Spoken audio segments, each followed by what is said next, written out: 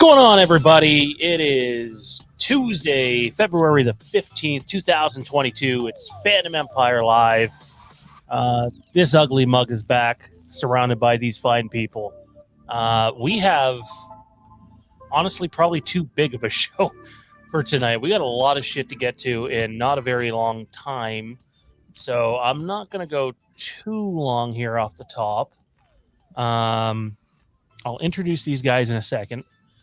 I'm just going to ask you to indulge me for a moment and give me just a second of your time to explain where I've been and what's been going on and what's next.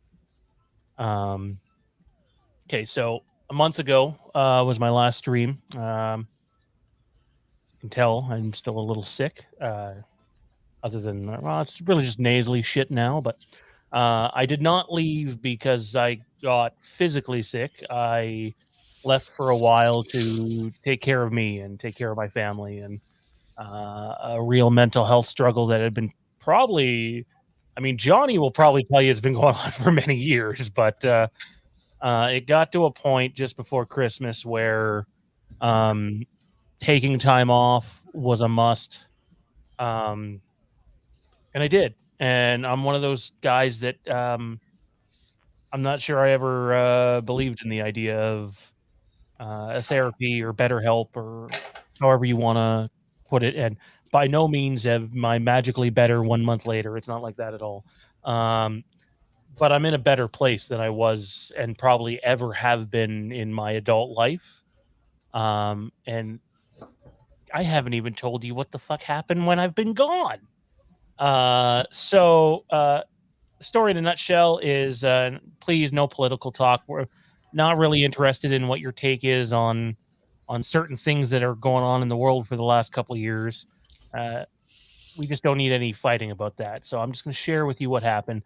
Basically, my family all came down with the vid, and we have a 2-year-old, so his protection against said vid was not great, and my underlying health issues in Jade's was not great. So some people recover in a few days. Us was more like 8 or 9 days, and it was hell.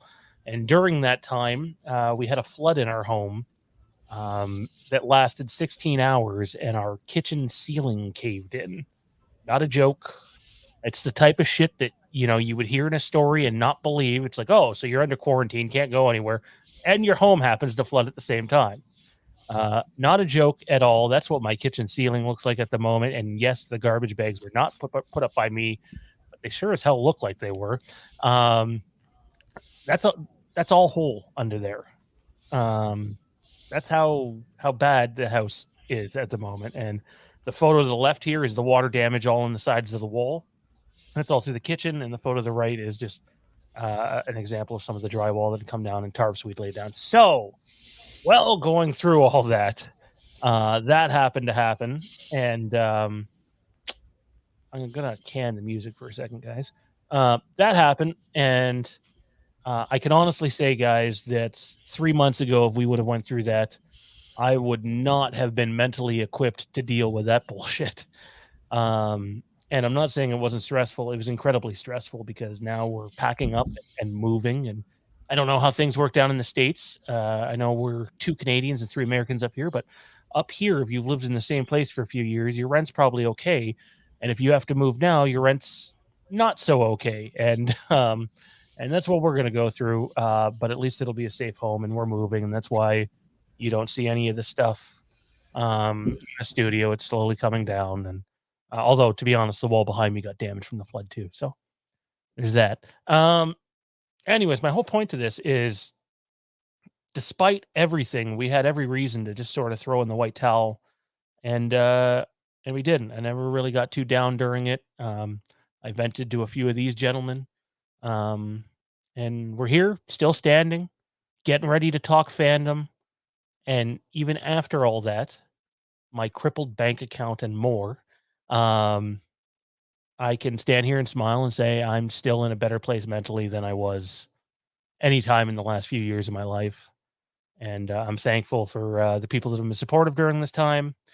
You guys, some of the audience as well. Most importantly, my fiance and my family. So I'm in a good spot, and if this cynical son of a bitch can go get help, any of you can.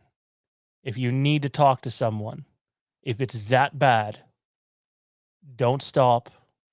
Get help. Whether it's BetterHelp or anywhere else, get help because you don't have to go through whatever it is you're going through at home alone.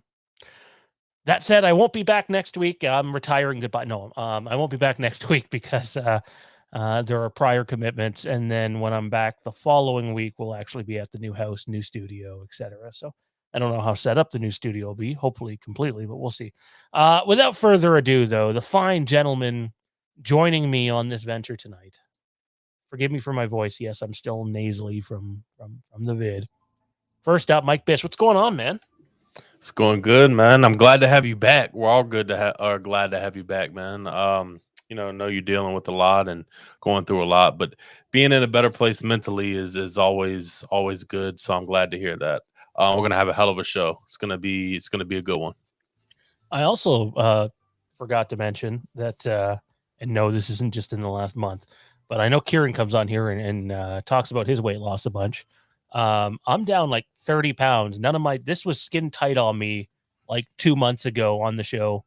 And so I'm down 30 pounds and I'm going to keep going with that. If you have goals, set them and work towards them. Also joining us, nice shirt, by the way. I've seen that shirt before. It's Johnny. What's going on, man? It seemed appropriate considering what we're talking about tonight. No, man. Okay. I know. Okay. We're getting way. We're jumping about 6 segments down the playlist, but no, it's been a long month, just in general. We've all dealt with our own things. I mean, I've been off the show the last 2 weeks, just dealing with my own, stuff, and it's good sometimes to check out and recharge the batteries.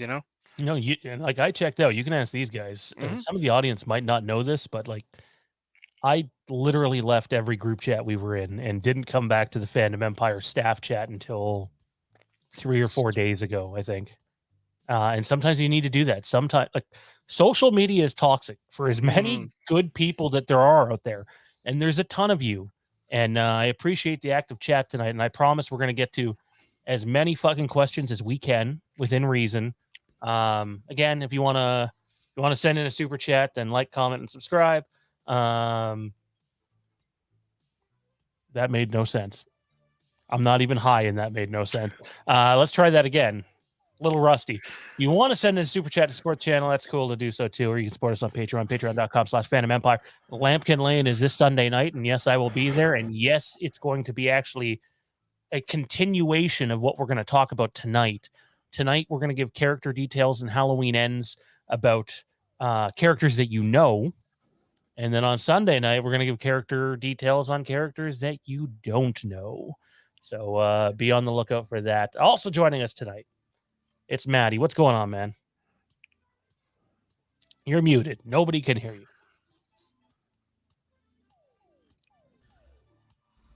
All right. That's better. How's everybody tonight? Rocking, man. Rocking. Rocking. I'm glad to hear you're in a lot better spot and spirits and everything. I had me worried about you for a minute. Just a minute, huh? Wow. Minute. Wow. I knew you pulled through. No, I knew you pulled through. Yeah, well, I mean, I was thankful enough to have a support system like you guys to come on here and do what you guys have been doing for the last month. And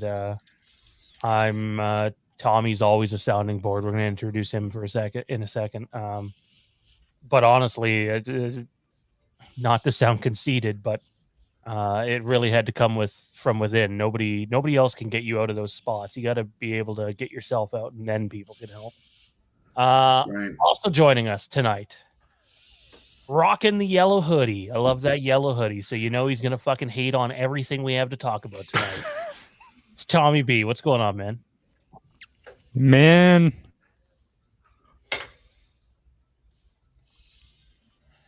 that's what I'm here. I'll tell you what I am noticing though. We were talking. What was it? Yesterday evening, Sunday. Fucking internet was being a piece of shit then. Seems to be a piece of shit now. So someone please let me know if this thing drops off, because then I'll just duck out. You Because I never don't want to be on this show if I'm going to be a black square for the whole friggin' video. No, there's nothing wrong with audio. There's people that do streams and then just show up as black squares all the time. There's nothing wrong with black squares, blue squares, green squares, orange squares.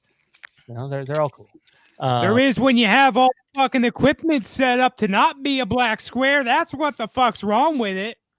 Having the motherfucking microphone sitting here in front of me with this stupid fucking microphone holder. This stupid fucking camera I have mounted on the end of my desk with a gooseneck camera hold. Wow. I've missed you too. He's been setting it all up for you apparently, because we had a pretty normal Tommy there. Of course. So here's the show notes for tonight. We just got through with the personal address. I'm going to talk about what's next for the channel. Then we're doing Halloween Ends. That's the main topic. The Texas Chainsaw Massacre sequel comes out this Friday. I had a chance to speak to somebody who's already got to see it, so we'll dive into that a little bit. No spoilers. Nope trailer review, Doctor Strange trailer review, Jurassic World 3 trailer review, Lord of the Rings trailer review, Kenobi rumors, and Star Wars talk. That is the show for tonight, and there's a lot to get to in a very short time. But here's what you can have to look forward to on the channel.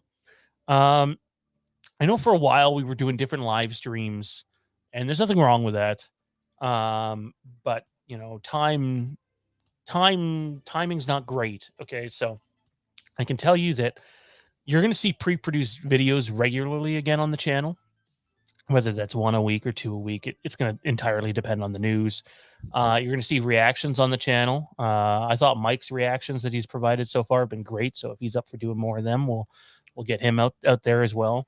And whoever else wants to do it. But in terms of the live streams, we're probably going to stick to Tuesday nights. You know, if you're a Patreon member, obviously you'll get some extra live streams here and there. But I see no reason to add to the streaming schedule.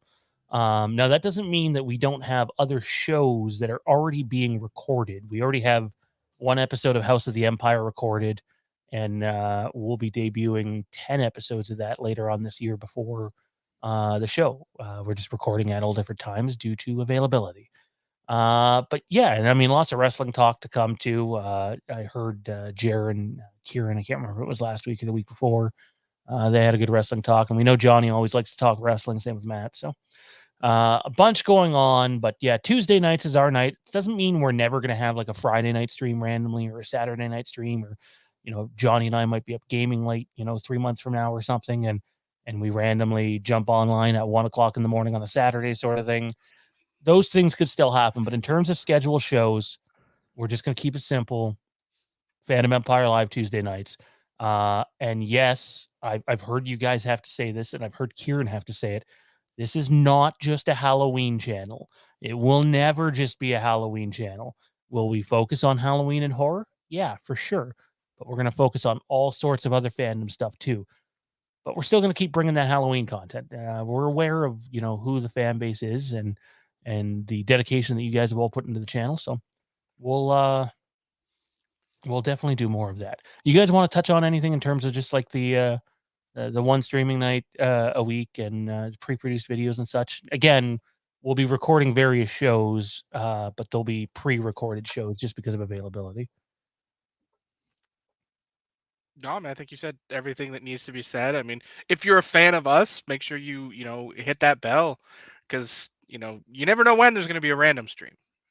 But as far as having us on your calendar, that's Tuesday nights for sure. Yeah, no, I definitely stick to that. For example, though, I think a bunch of us are going to go see The Batman. So don't be surprised if you get a random stream either that night or the following night or something. So be on the lookout for that.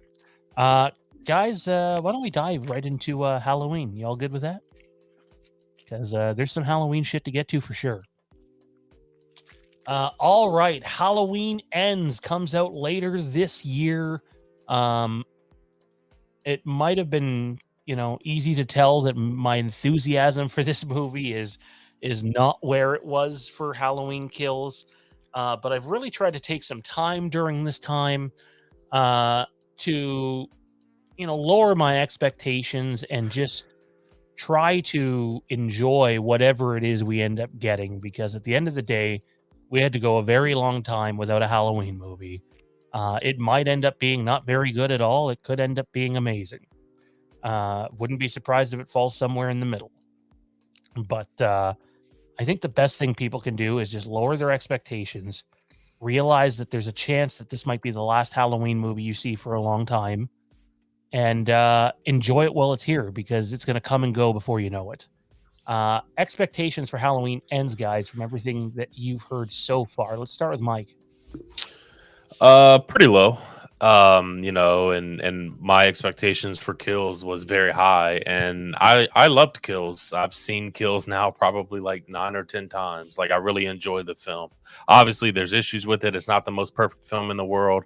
But it's kind of, they gave me what I expected and what I wanted out of Kills. So when it comes to Ends, my expectations are just low, and I wish I could pinpoint on why that is. Maybe a little bit has to do of not wanting to be disappointed like I was when I initially saw 2018, because my expectations were so high.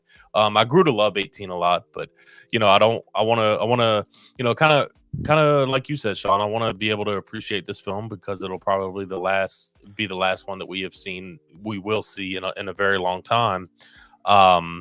So yeah, I mean, my expectations are low for it. Now I wouldn't be shocked if I go in there and end up really liking it, and I'm not going to be shocked if I end up thinking that it'd be pretty low on the list. So yeah, that's what I'm rolling with so far. What about you, Johnny? You've been not necessarily as diehard of a follower as the other four of us on these first two movies, but I think you've found them somewhat enjoyable. Oh, they've definitely been enjoyable. I mean, we've made no bones about the large slice of crow I had to eat after the first one. So, to say I had low expectations just going into this era of Halloween is very much an understatement. I had zero expectations. I mean, you can attest, I thought it was going to be trash. I expected more, H2O resurrection type stuff. And what we got was a renaissance back to, towards the John Carpenter era. And I've been pleasantly surprised by it. I mean, thankfully, I'm not in that, Halloween's not my end-all be-all franchise. It never has been. It's one that, I'll watch, I'll enjoy, and have fun with. But it's not even my favorite of the slasher franchises. I, much like our boy Toronto Freddy, am a Nightmare on Elm Street guy. I always have been.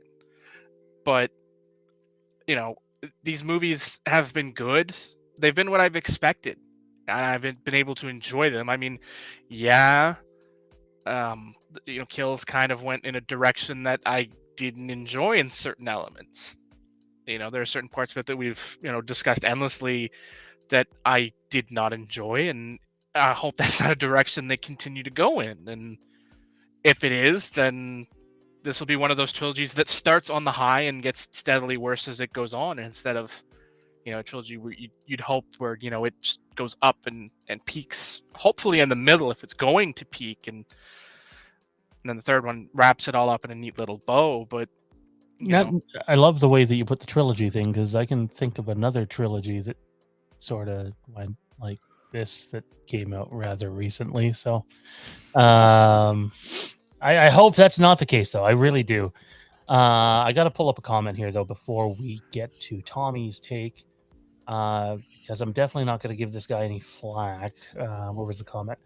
Kevin says, from one Sixers fan to another, Mike, Harden, baby. I don't want to get flack for sports. Mr. Kevin, this guy is also a Sixers fan. His favorite team. Just because I'm in Toronto or just outside of Toronto doesn't mean Raptors are my favorite team. They're not. I can attest. He's been a Sixers fan since at least the year 2000. Hey, probably a year or two before that. I was diehard into Allen Iverson. I couldn't stop watching the guy. He was just so much fun to watch. It was 2000. I never got to hear about anything else because I was a Lakers fan. Still am.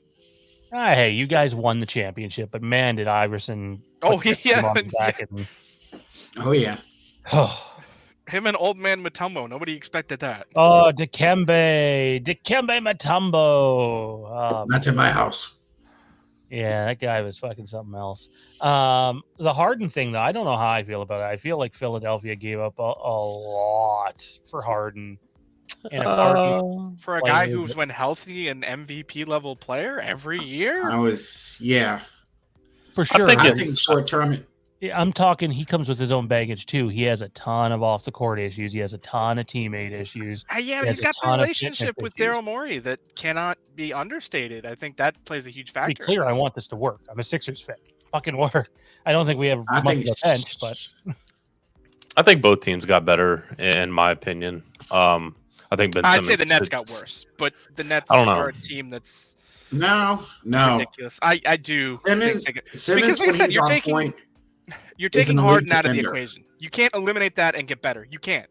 There's no way to do that. It can. Yeah, but it can make the whole better, but it can't make everything better. But you've got three guys fighting for shots with when Kyrie can play. Yeah. He's gonna be fighting for shots, and then you had Harden fighting for shots, and then you have Durant fighting for shots. We all know that Simmons is not a scorer. He's a defensive phenom, and that's where he's going to open up more stuff. That's because every one of us. I think short term. Sorry, every one of us here can shoot better free throws than Simmons. I know. Being honest. So I think short term, Philly probably won the deal. For long term, I may miss, but I'll still take the shot, unlike Simmons. Anyways, before we drive Tommy nuts here, really quickly. Oh, Tommy's already nuts. He's just like, this is the third time I've been asked this in the last few days. Jay says, what's up with Haddonfield Nightmare? Not what it's called, but I know what you're getting at, the fan film. Once you get that out, subscribers should skyrocket like Braden's did. I'm going to be honest, man. I'm not worried at all about the subscribers. The people that want to watch us and listen to us will come and watch us and listen to us. But to be clear, our film was never, ever going to look like Braden's film. Ever. Braden's film is fantastic, and I truly believe he made the best Halloween fan film that has been made to date. So yeah, we're not on that level. So and we were upfront with that too, but we have everything shot. There's a post-credits thing I want to do with Kieran in the spring, summer. But other than that, it's just a matter of sitting down and really editing everything together. And obviously there's been more pressing things at this time. So we're aiming for a fall release this year. And there's no reason we can't do it because we have all the footage. So we're there. It's just been a slow pain in the ass. And don't forget that there's certain restrictions up here in Canada that have made life difficult to do things like that. So, but it sounds like they're all going the way of the dodo bird in about 2 weeks. So there's that too. Tommy B, Halloween Ends, man. The hype was real for Halloween Kills. We talked about Halloween Kills on this channel for like a year and a half straight. Nonstop. It was the number one topic on this show, on and off for 18 plus months, maybe 20. Halloween Kills has come and gone. You know a bunch about Halloween Ends that we've talked about, whether it's here or over on Patreon. Where are your expectations for this before we dive into the character details? They're bad. They're bad.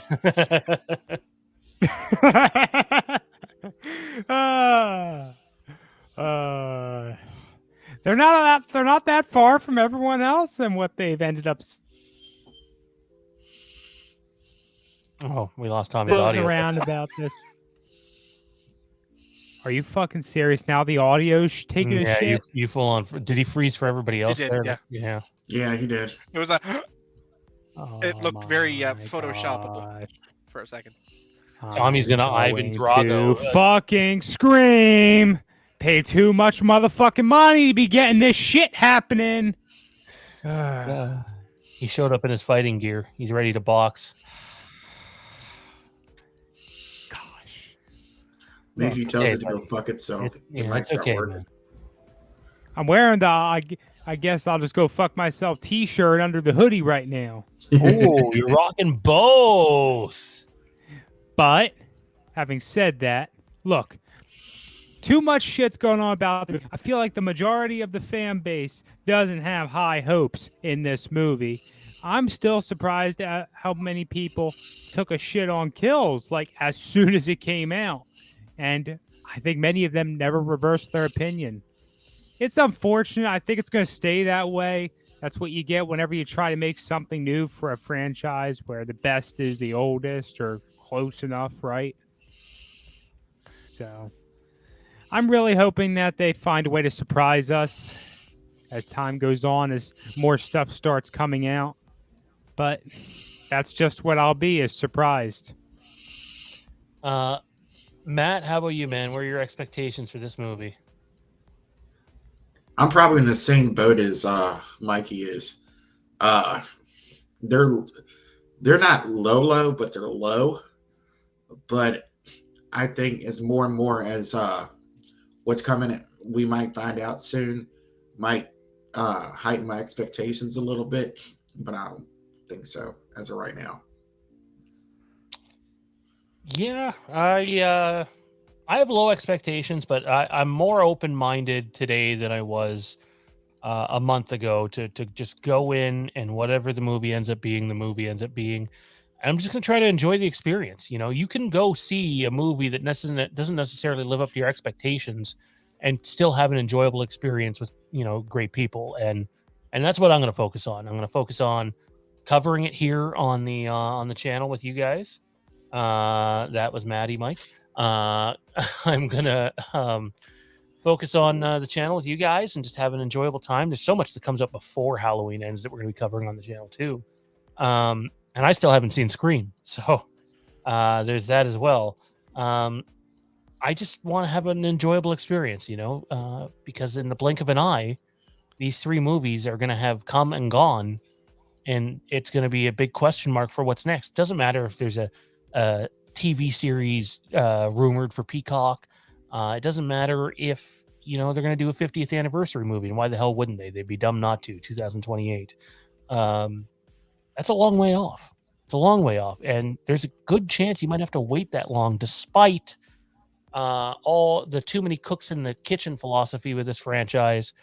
You still have some people of the opinion that Halloween Ends should not be the end of this particular story, and we'll have to wait and see who wins on that one, but I wouldn't hold your breath. Let's dive into some character details here. Let me grab my phone so I can read it word for word, pardon me. And so here's what we'll do is I'll read the character details, and then you guys can dive in after each one and let me know what you think. And we'll go from there. So first up, let's start with Laurie Strode in Halloween Ends. So this is how the character has been described to me. The way the character acts for a chunk of the film, you would almost think this is how Laurie would have been if Michael Myers had not killed her friends and encountered her in 1978. So it's almost like you're seeing Laurie as if she didn't have to go through what she's been through in her life in this movie for a portion of it. It's almost overwhelmingly positive is what I've been told. Obviously, there's some sort of front and she's just tried to move on or whatever. You don't just forget all that, but that is exactly how the character is going to come off on screen for quite a chunk of this movie. And I know that it's going to make some people not necessarily happy that that's the direction they're taking. But I would say Laurie for a chunk of this movie, I think to say she's like Karen in H-18 is too far. But she's very much not the character that we meet in Halloween 2018 again. And say what you want about things you've heard about this movie. This is at least original and different. Even if you don't like the direction, it's something they have not done before in a sequel. Thoughts, gentlemen? I mean, I've always, I've enjoyed Jamie Lee Curtis's. I've enjoyed all her performances. Now, if we want to get deep into the character and if they've run her and that character into the ground, that's a different conversation. But as far as Jamie Lee Curtis and Laurie in every film, I've been pretty satisfied with every direction that they've taken. And being that this is a new direction in a sequel, it gets me excited for it. You know, they're aiming for something different. They're doing something different.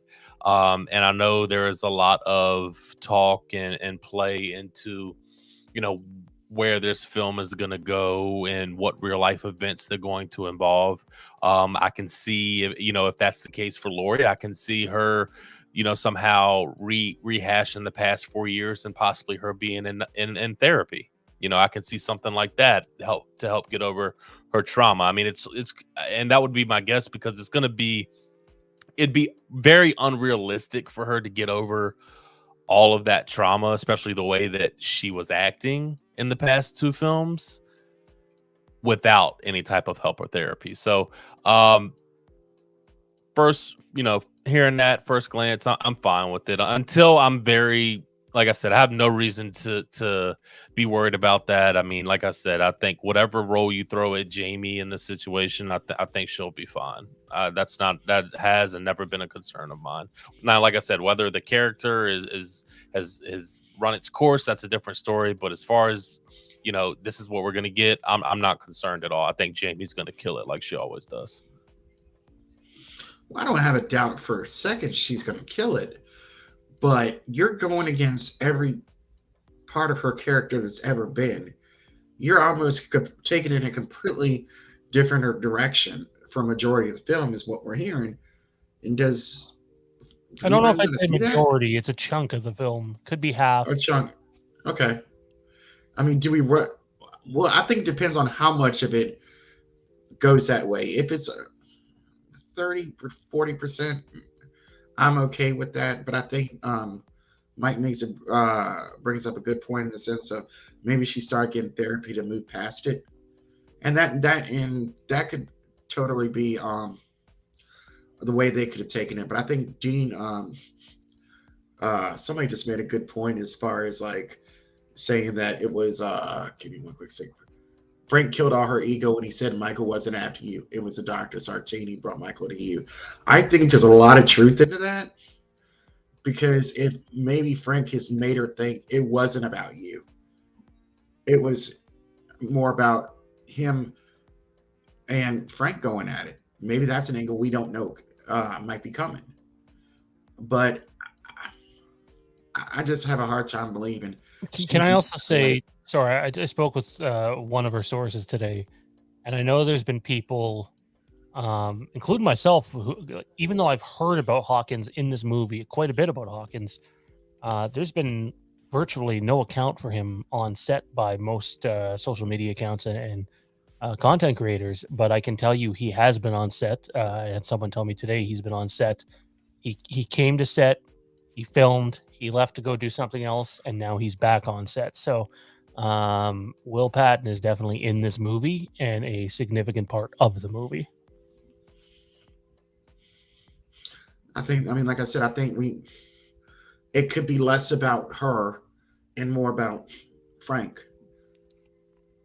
She's still going to have a pivotal character, and she's still the star and the most recognizable part of it. But I think he's going to have a major part in it also. I think they're both, for me, I think they are both going to take a little bit of a backseat to Allison in this movie. From all accounts, it sounds like Allison, well, might not be marketed as such, is your main protagonist in this movie. And why not? Like she just had her whole, literally, she had worse than what Laurie got in Halloween 78. Worse. Right. So there's that too. Anybody else want to chime in on the Laurie? And I've seen somebody, I don't know where the comment is now, asked if she was like Carrie Tate. I don't think that's accurate. Not that I don't mind her portrayal as Carrie in H2O. I don't think it's accurate in terms of how the character is in this movie. Tommy, Johnny, anything to add? I mean, that if that's the case, that would still be along the lines of, you know, her mentally struggling with this. So Yeah.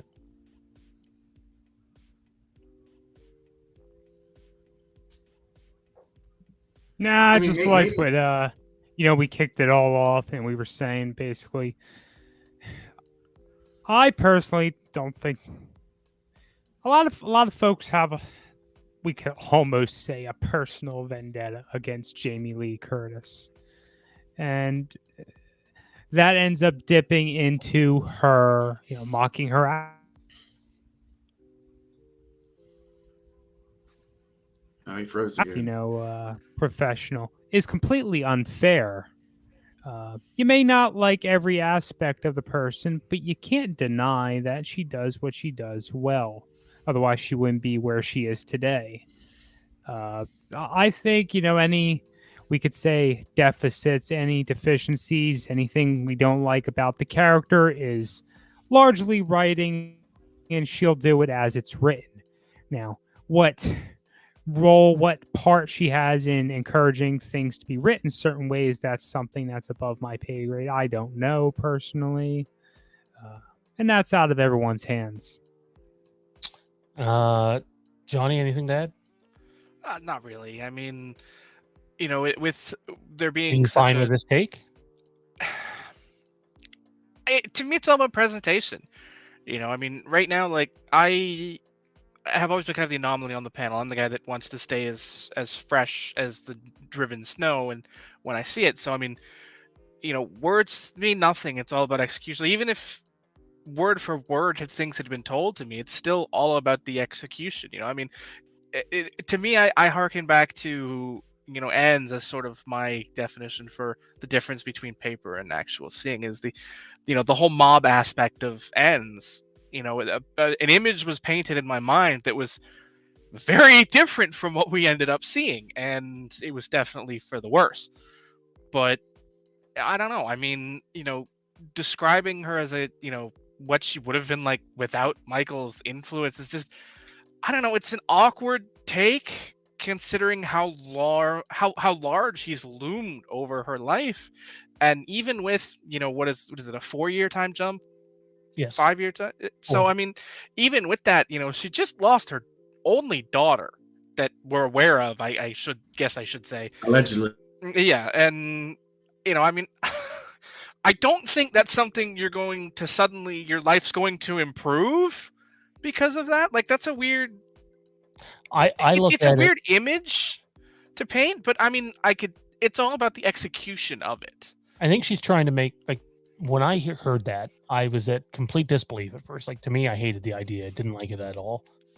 But the more I thought about it from like a family perspective, is I think that if they're approaching, and I don't know this for sure, so this part here is pure speculation on my behalf.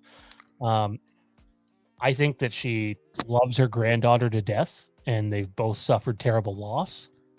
And I think that this is her way of trying to convince Allison to not become who she was, which is a big ask considering whether anybody likes it or not. Allison had more trauma than Laurie in terms of people lost.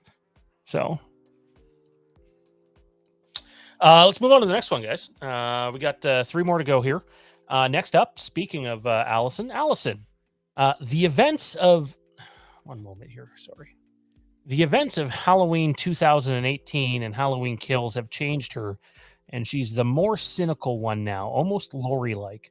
She's the one more on edge, and her character's attitude is noticeably more aggressive in this movie. So the character that you've seen in the past 2 movies has, much like, I guess, her grandmother before her, experienced trauma and is now the one where, in basically Laurie's position, they've almost flip-flopped from where they were in Halloween 2018.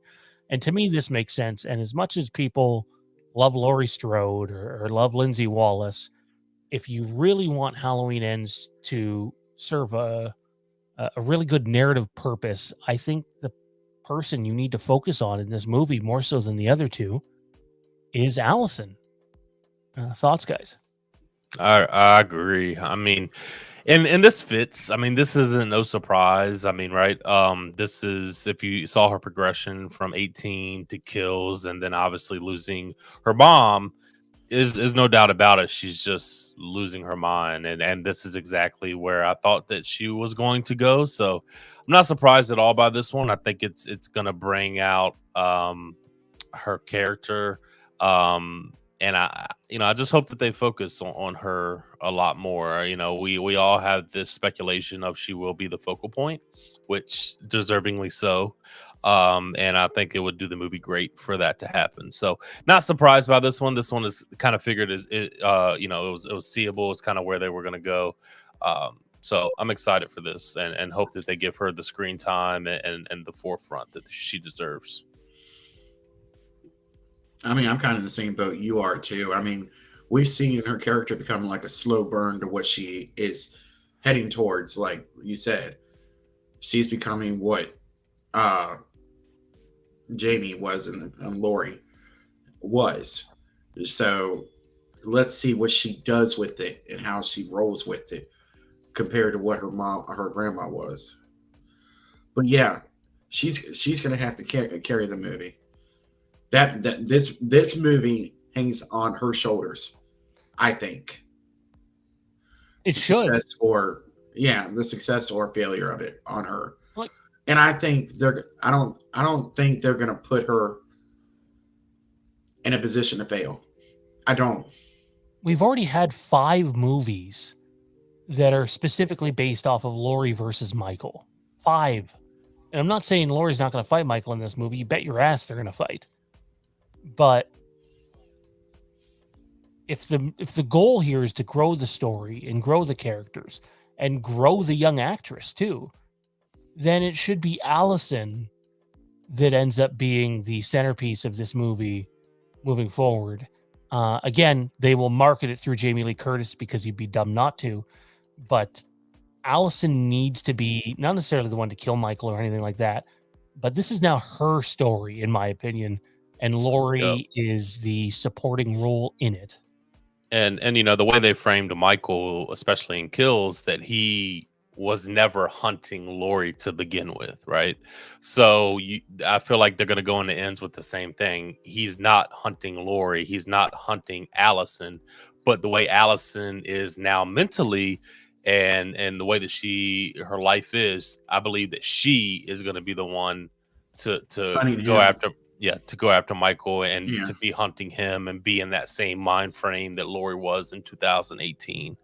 Now, I think it's going to be now how they're going to put together where Michael ends up and where she ends up because of the 4-year time frame. That'll be interesting to see. But I definitely think with the way that they frame Michael not hunting anybody particular, that Allison is going to be the one to take charge here. Anyone else? I mean, again, for me, it's all about that execution. I mean, you have to sort of pass the torch if you want Halloween to continue to be a going concern. And obviously, I think that's something that they want. Not just Blumhouse, but the producers and everybody, higher up the food chain and the rights holders and all those people. They need it to be a going concern. You can't just let it die, because it is very hard to bring these franchises back from death.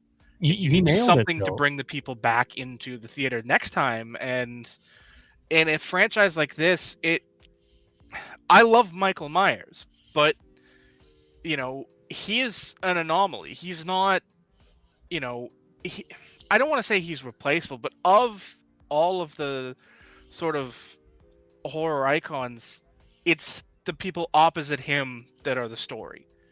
They're the people that tell the story. It's through them you experience it. It's through Laurie, it's through Dr. Loomis, and now it's through Allison. Michael needs that counterpoint.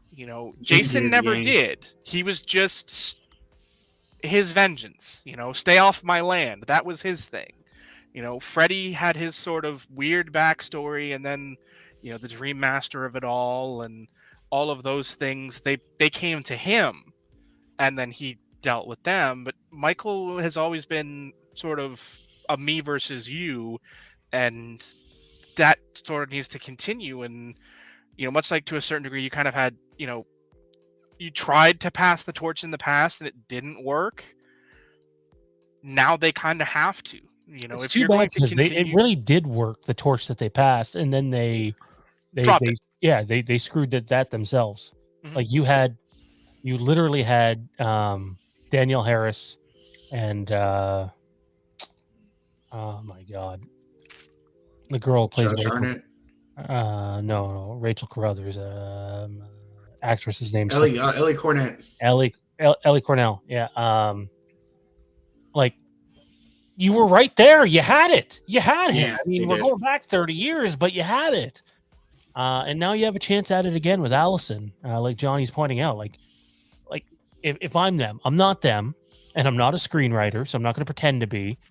But if I'm them, I'm finding a way to kill Laurie in this movie, leave Michael's death ambiguous, and you come back and revisit it at 2028 with Allison and Michael, and now you get a character who's literally lost everybody.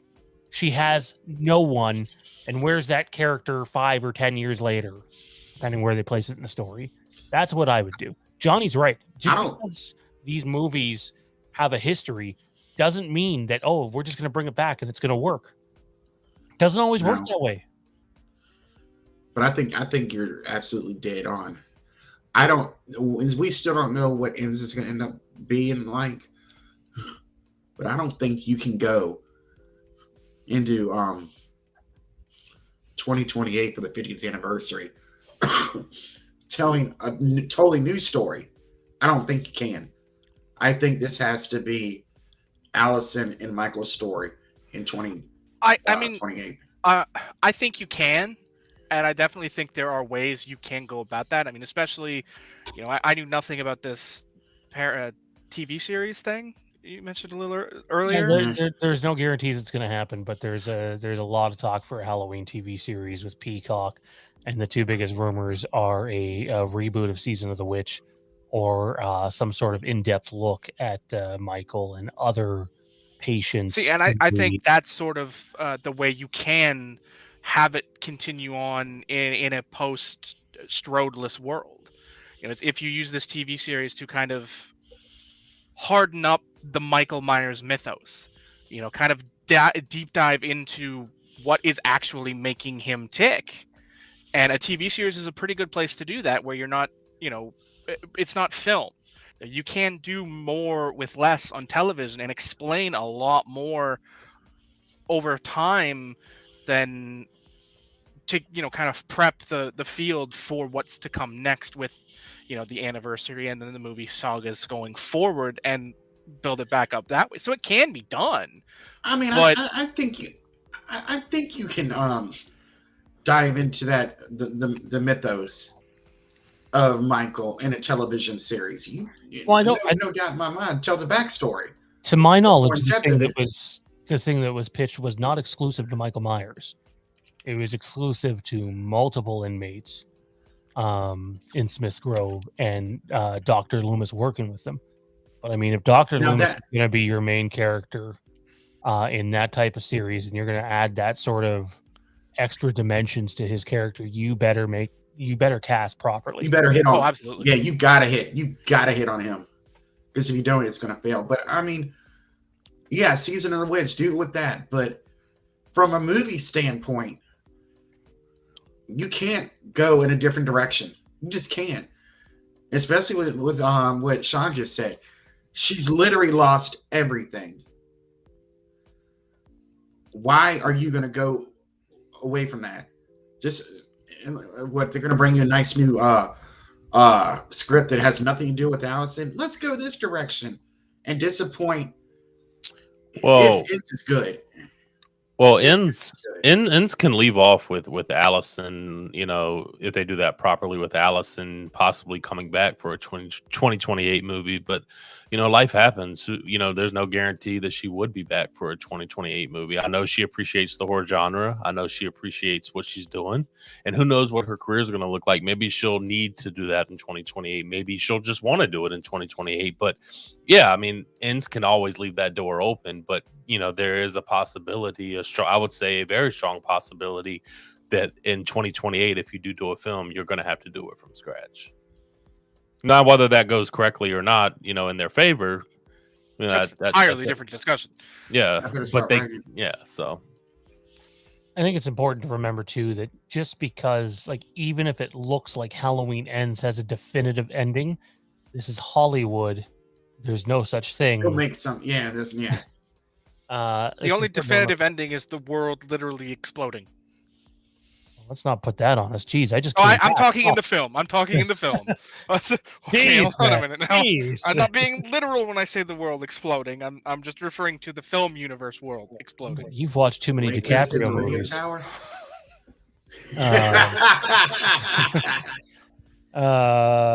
Anyway, Jerry Remy sends in a super chat. Sean, it's been a while. How you feeling? As far as ends, do you see Andy/Allison maybe going down a darker fight fire with fire mindset to face Michael? I think that's exactly what they're going with. I think Andy/Allison, she's going to be the the little lightning rod in this movie, the one that really gets things going. And I wouldn't rule out Will Patton either. Hawkins, I think there's a unique relationship to be explored there. And yeah, and in terms of how I'm feeling, Jerry, if you get a chance, go back and watch the first 10 minutes of the stream. Otherwise, good, man. I'm happy to have my health, and I'm happy to have everybody out here and enjoying a fun night. And we are getting towards the end of our Halloween discussion because we have so much more shit to get to. But yeah, no. Why don't we? Tommy is back. Tommy, how you doing, man? You good? For now, anyway? Well, I don't know if I'm getting much more improvement, but I'll find out. Alrighty. Well, let's move on to Lindsay. This one's pretty short and sweet. However, it's kind of revealing too to let you know how by the seat of the pants they're going with things. So, Lindsay in Halloween Ends, she was not originally in the earlier versions of the Halloween Ends script. She is back strictly because of audience reception to Kyle Richards in Halloween Kills. Lindsay almost feels sandwiched in between Laurie and Allison and has become close with them over these years. So from what I understand, she's basically a tag-along character in this movie. Those that are hoping for like massive character development with Lindsay and that she's going to be like a leading girl and really lead the narrative of this story. No, she's basically there for Allison and Laurie. And even to that extent, I don't know how much, but the fact that she wasn't in multiple earlier versions of this script lets you know that perhaps her importance isn't in her importance in this movie maybe isn't as much as what a lot of people would want. Any thoughts on Lindsay Wallace in Halloween Ends, fellas? again, That- kind that of what basically I comes figured. out. Sorry, Tom. Somewhat expendable, but not right off the bat, in my opinion. I heard before Tommy goes here. I'm not going to say it here. I'll say it on the Patreon stream on Sunday. I heard an opening scene for this movie. I personally hope it's not true. But if it is, it's going to be wild. I'll say that. Not necessarily in a good way either. I think Halloween Resurrection. But anyway, The Tommy. best one. Is that Tommy's favorite? I don't know what Favorite? Tommy thinks of Resurrection. 10 out of 10. Wow. It's Wow. that's Is him. Resurrection my favorite? Okay. In my opinion, Resurrection was 10 out of 10. So as far as Lindsay goes, like there's as far as I can know, there are two obvious routes this could go. Either she's around to be that friend character, that neighbor, whatever you want to say, and maybe she makes it out, maybe she doesn't. It's really irrelevant one way or the other. Or two, they're going to bring her back just to kill her, just so the fans can get that. And that's it. I mean, either way, I feel like she was included to make the audience happy. It almost sounds like it's being set up for failure. You know what I mean? Like anyone who's going in there expecting something big, something good from her, they're just going to be disappointed. Quickly, guys, can you tell me what the last comment you see is? Because StreamYards is only letting me scroll down so far. I don't know if this is a new thing with this or To the present or into the past? into the present. Is Byron Weaver the most recent comment, the Halloween Returns comment? No, I have one more after that. Okay. I don't see that one yet. so Yep, I'll wait just for it. one on my end, so you're not too far behind. Same. Ken says spoiler Haddonfield gets nuked. And Michael lives. All right. Melissa Todd says Brady is the GOAT. I know you're not talking about football, but I'm going to pretend that you are. Jerry says, I'd like to see maybe an anthology series with Allison hunting a psycho of the week kind of thing.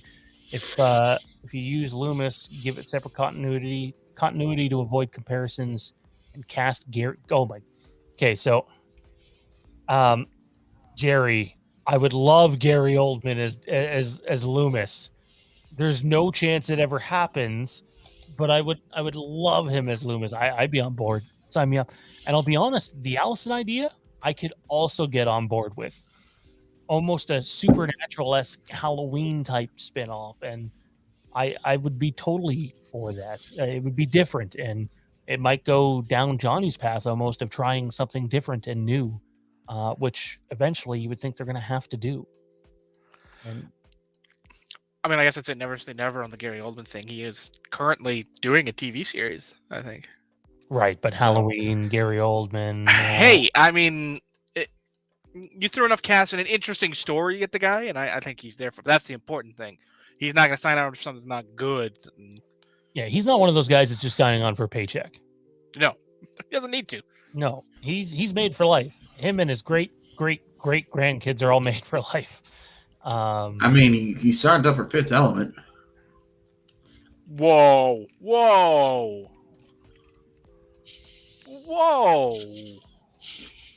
I hate boy. on the Fifth Element. Oh boy. I mean, I love the movie. I just wasn't a fan of him. Let's get to our last Halloween character description, unless you guys want to jump in with anything else there. Well, I just wanted to on that one just to say that it scares me anytime a movie says, "Well, this person wasn't in the script, but you guys loved him, so we put him in." Multiple versions too, not just like an early draft.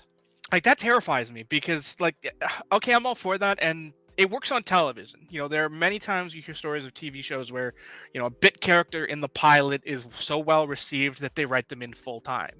You know, it happens all the time on TV because you can do that. You know, bring a character in a pilot and fans love them, and then 12 episodes later they're back full time. Great, that works. It doesn't in a movie. If you're not part of the plan, you're not part of the plan, and shoehorning in a character just because fans like them scares the crap out of me. Because it sort of kind of takes me down the road to a certain other film series that we kind of alluded to earlier that had no general overarching plan, that just kind of went crazy and did silly things and added characters and improved the hierarchy of other characters just because. So, I mean, it scares me a great deal that that's what's happening here, unless it's adding her in for, you know, a bit off the top just for her to get her hero's death. Then okay, whatever. Sorry, one moment. Let me read the next character description, and then I will send our other. Sorry, I'm looking at Kieran in the chat. I don't know if Kieran's jumping. Mike's jumping off after the Nope trailer review, so I don't know if Kieran wants to jump on or if he's taking the off night. If you need to take an off night, man, definitely take an off night. It's all good. Johnny, you nailed it though. Whenever they shoehorn things in, just because of audience reception, you get into a lot of trouble. Rise of Skywalker is proof of that, on a much grander scale, obviously. The last character that we're going to give a description to, again, if you want more character descriptions, this Sunday we have character descriptions for unknown characters and a character description for a rather well-known character that will be on Patreon. It's patreon.com/Fandom Empire. The Lampkin Lane tier this Sunday, 9 p.m. Eastern. Be on the lookout for that. But our last one for tonight, we could not talk Halloween being the centric topic without talking about this guy, man, myth, legend himself, the Shape, Michael Myers. This might piss some people off, so apologies ahead of time. The Michael we get in this film is not the same style of Michael Myers we got in Kills. He's not even the same Michael Myers that you got in Halloween 2018. So he's a little bitch.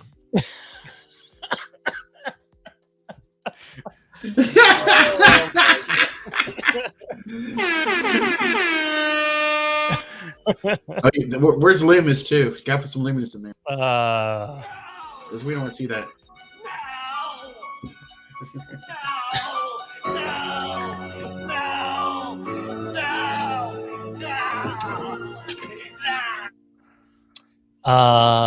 Michael was noticeably more aggressive and violent in Halloween Kills than he was in 1978 or in Halloween 2018.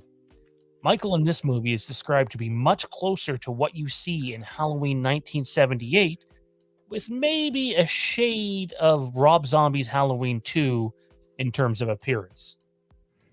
Those who want Michael to be exactly like he was in Kills, where you're just going to see some insane Michael kills, super aggressive, and the story and the narrative don't matter because, you know, it's a movie about Michael Myers slaying whoever the hell gets in his way.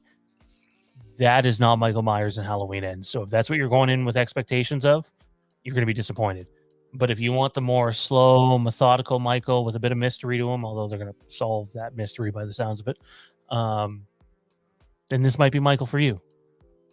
Thoughts on this, guys? It is what it is. I guess, you know, I don't want to say I'm like disappointed or anything, but or anything. I mean, I'm always gonna want Michael that we got in Kills. But if we get 78 Michael, I'm cool with that too. You know, I wanted a real brutal Michael, and they delivered that in Kills. So as far as that, I'm satisfied. So I'll sit back and wait to see how this turns out. But I'm not overly concerned or pissed off or anything like that. Before the rest of you jump in here, I have to put this one up on screen. Actually, two of them here. Toronto Freddy says the misuse of the legacy characters is such a disrespect to those characters, the Halloween franchise, and the fans. That's just the tip of the iceberg for how I feel about Kills. I have no interest in Ends. There's a lot of people that feel that way and echo your sentiments. There's a lot of people, and yet the one thing that Halloween has managed to do with these two movies, more so Halloween 18 than Halloween Kills, is create new fans. So it's not just about the long-serving fans anymore.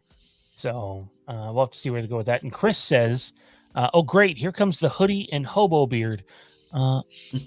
One of the two is correct. But I'll let you figure out which one it is. So, fellas, any thoughts on Michael in Halloween Ends and the brief description we got there? Ruling out what he won't be anyway. Well, I don't think people should be pissed off he's going back to the 1978 version or close to that, because that's what made us fall in love with him in the first place.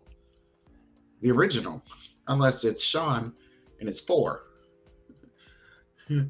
But I don't see. I mean, he's depending on what his character arc is in the sense of how much supernatural is he, and where they're going to go with that. At this point, he's he was what, 6 years old, so he's 57. If we're going the same timeline, so he's 65 years old. He's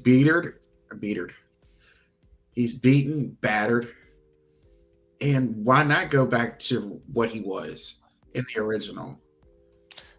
There's some, again, this one's speculation. I think that Maddie and I might have talked about this on my last Lampkin Lane episode I was on, because the last one I was not on.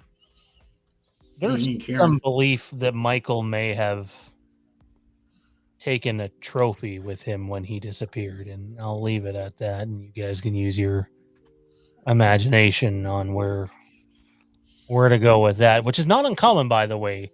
trophies for serial killers is very much a real thing in real life and in Hollywood. So it's just nothing we've really seen from Michael. It sounds more Jason almost, to be honest, with the whole mom complex. But we'll have to wait and see. I don't know how I feel about that one, but I tend to think that it's likely true. So I don't know about that.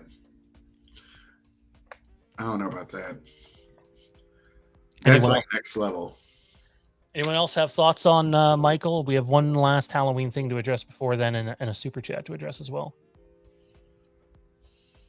And Kieran says he's still in on Halloween Ends, so whatever he's seen with Halloween 2018, Halloween Kills, it hasn't ruined his anticipation for Ends, and that's cool because, like, regardless of how past movies have been, you should at least be open to the idea that the movie could be good and an enjoyable experience.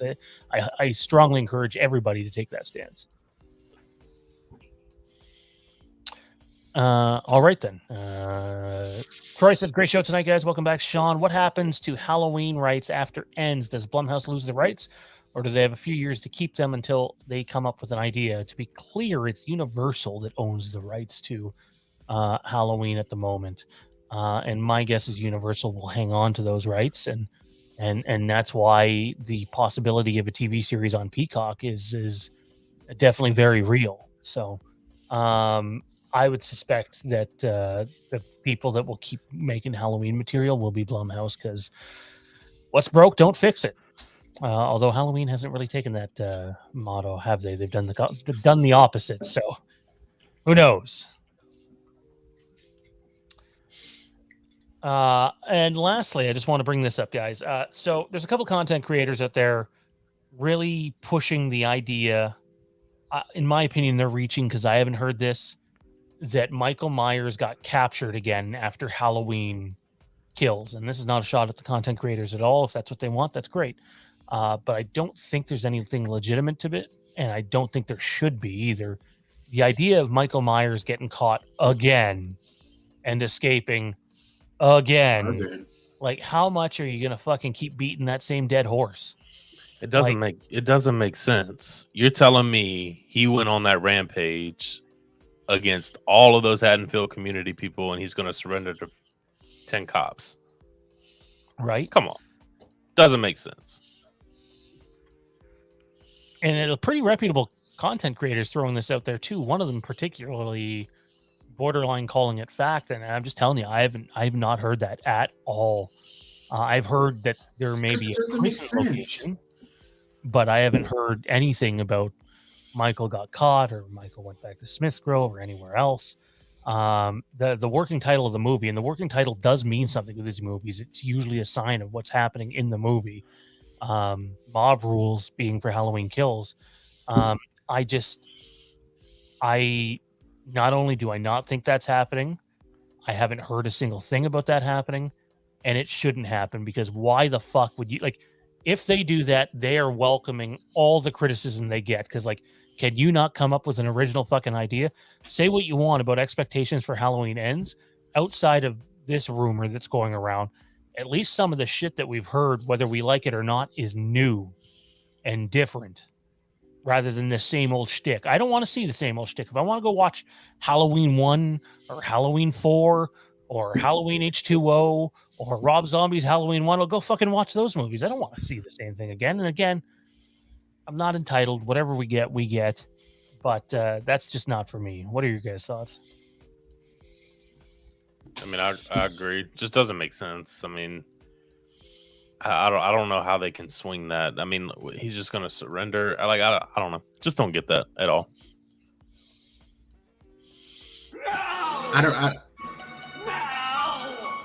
I mean, it doesn't make any sense. If we're seeing anything that's in a jail-like or scene, we're going to 63.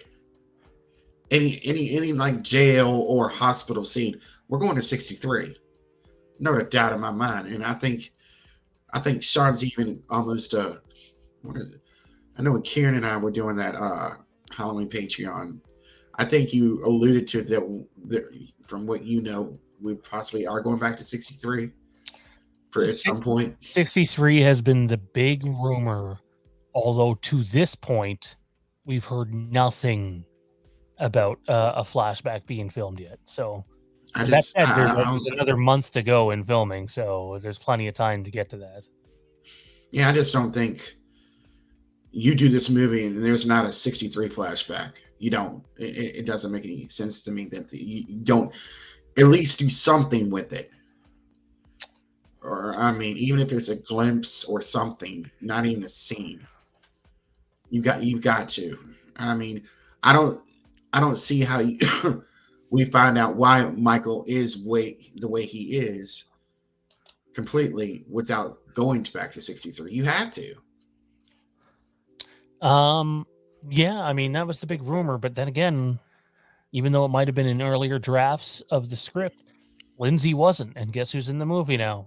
Lindsay. So we'll have to wait and see. That's a big deal. I mean, that's Lindsay. That's playing fan service because we liked that they brought her back. This is more along the lines of telling a story. I know, but this is more along the lines of telling a story of the character who the movie is basically about. I mean, I definitely don't think you need to go backwards if you're trying to get into the nitty-gritty of Michael. I mean, unless this is a thing that's no longer prevalent in the world today, it's still something that can be told. Like, if it is like, a Cult of Thorn type thing, then obviously it's still operating in the present. You can still tell the story in the present and not need to go backwards for that. But I mean, a flashback, sure, it makes sense, but I mean, there's that same part of me that says, like, you compared it to Lindsay in the being written in. I mean, it could just be the same thing there. They decide, well, the flashback was so well received and ends, let's do another one. Oh, for sure. No, for sure, definitely. And it's not like it's just these guys. That type of thing happens all the time in Hollywood. It's everywhere. I mean, and more often than not, it ends up being a mistake. But it still comes back to what's the one thing we've all wanted to know? Why? No, I don't want to know why.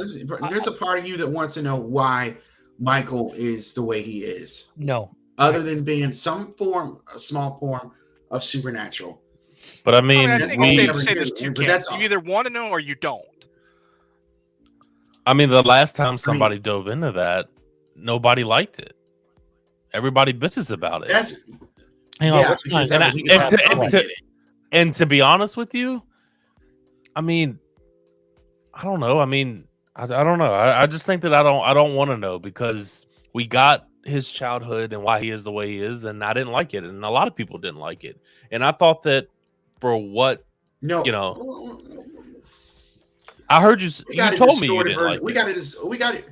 What I didn't like it, but we got a distorted redneck white trash version of Michael's backstory and Rob's. I mean, what other way can you go? Honestly, that was a pretty fucked up childhood that he had. He went mental. So what? I'm just trying to figure out what other way you can go. But the carpenter always said there was always a man, but there was a glimpse, or I forgot what the word he used, of supernatural. Why it was the supernatural in him? That's what I want to know. I don't like that. What was he going to get struck by lightning when he was a kid? I think you're trying to sort of shoehorn two things together. I mean, I can see where Maddie's coming from. And I can see where Mike's coming from. I don't necessarily want to see Michael's childhood again. I don't need to see that. But, like, we know the events leading up to him killing his sister. We know those events. We know his story. Now, from the time that happens to the time he comes back, what is it? How many years?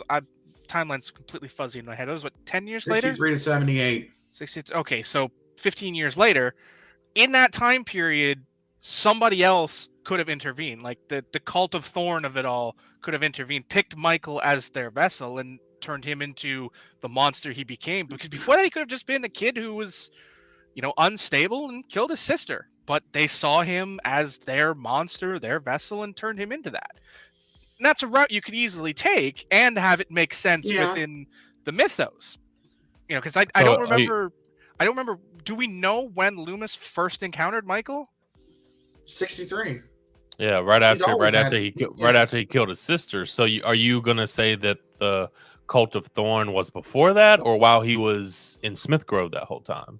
So see, you know, either way, you're going back to his childhood. Either way, and we've been there. The Well, I Cult mean, of I Thorn think- implies that, in terms of that storyline, they imply that he was already under their influence before he killed Judas. Yeah, Mhm. see, I mean, to me, that's a little nutter. But I mean, okay, whatever. Like, I like to that me, one if- better than Zombies, personally. But Oh, I'm not denying that. Zombies went off the rails 10,000 different ways. And I mean, it's the prime example. You can like the director, hate the direction.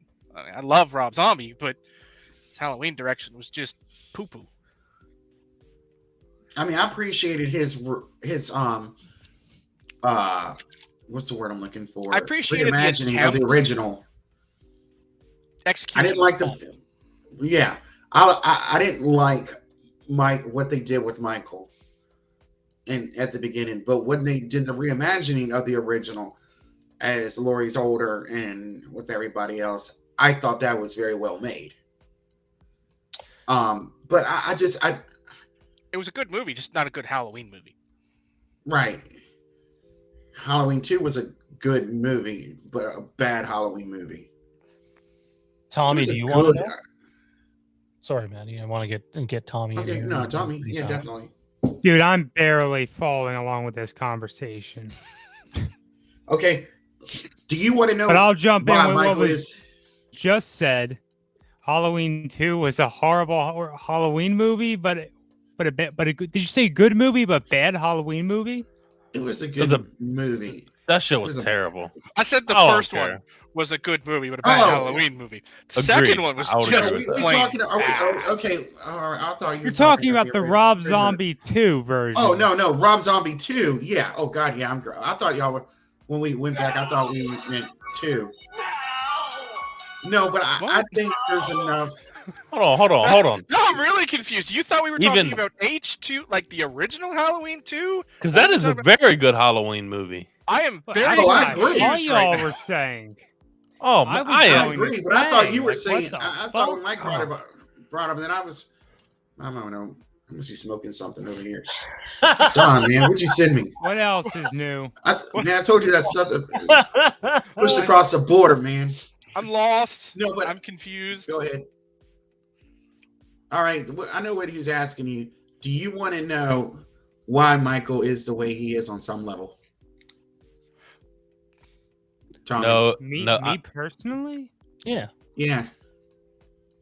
I mean, on some level, yeah, I feel like that would be a good way to cap the trilogy as it stands right now. But they gotta be careful. Right? Like, if they end up, you're damned if you do, and you're damned if you don't. Honestly, I mean, it really seems like they're going for some kind of like a supernatural lean, but they've done that before in another point of view, and people took a shit on that. And they've done a completely non-supernatural lean, and It's just people hated that too. it's just such a gamble. You're taking a really big risk, and they have to do it right, and it has to make sense. And I don't, as much as I love everybody involved with these films, to be honest, I don't know if I have that confidence in them to do that. What was the one thing we loved about Kills? We loved the flashback. Agreed. I But don't doubt. I was I don't gonna doubt- say the kills, No, but okay. I think they'll do the 63 flashback good, but if you're starting to dive into why he is the way he is, it just has to be perfect. It has to make sense. Again, that In my assumes opinion. that I think we're it going to will. get the 63 flashback. Like, when I Exactly. hear the Lindsay bit about she wasn't in the earlier versions, and then they decided to add her back in due to the audience reception, like, they're willing to make whatever change, period, is the way I see it.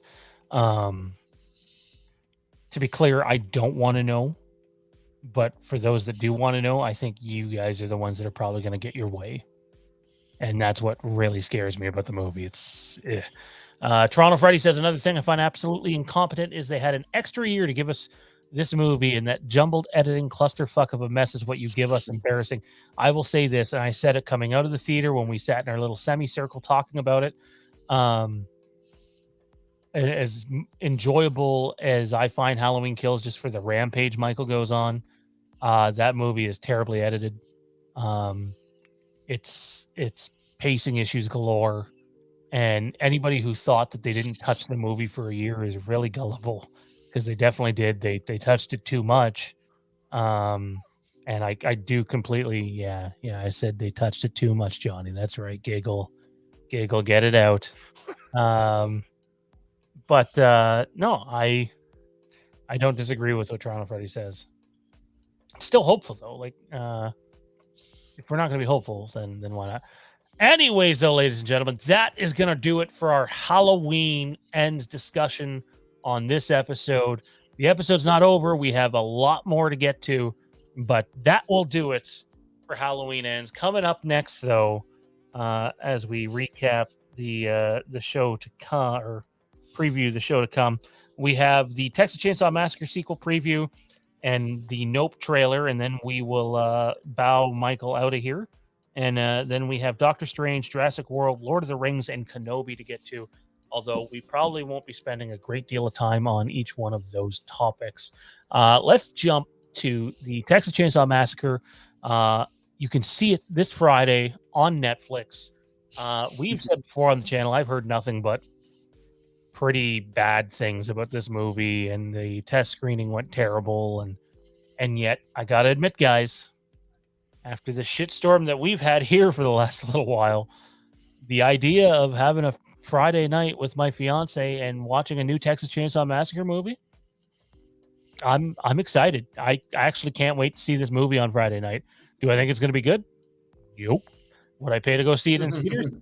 Probably not. I don't know. But I'm gonna sit down and I'm gonna try to enjoy it.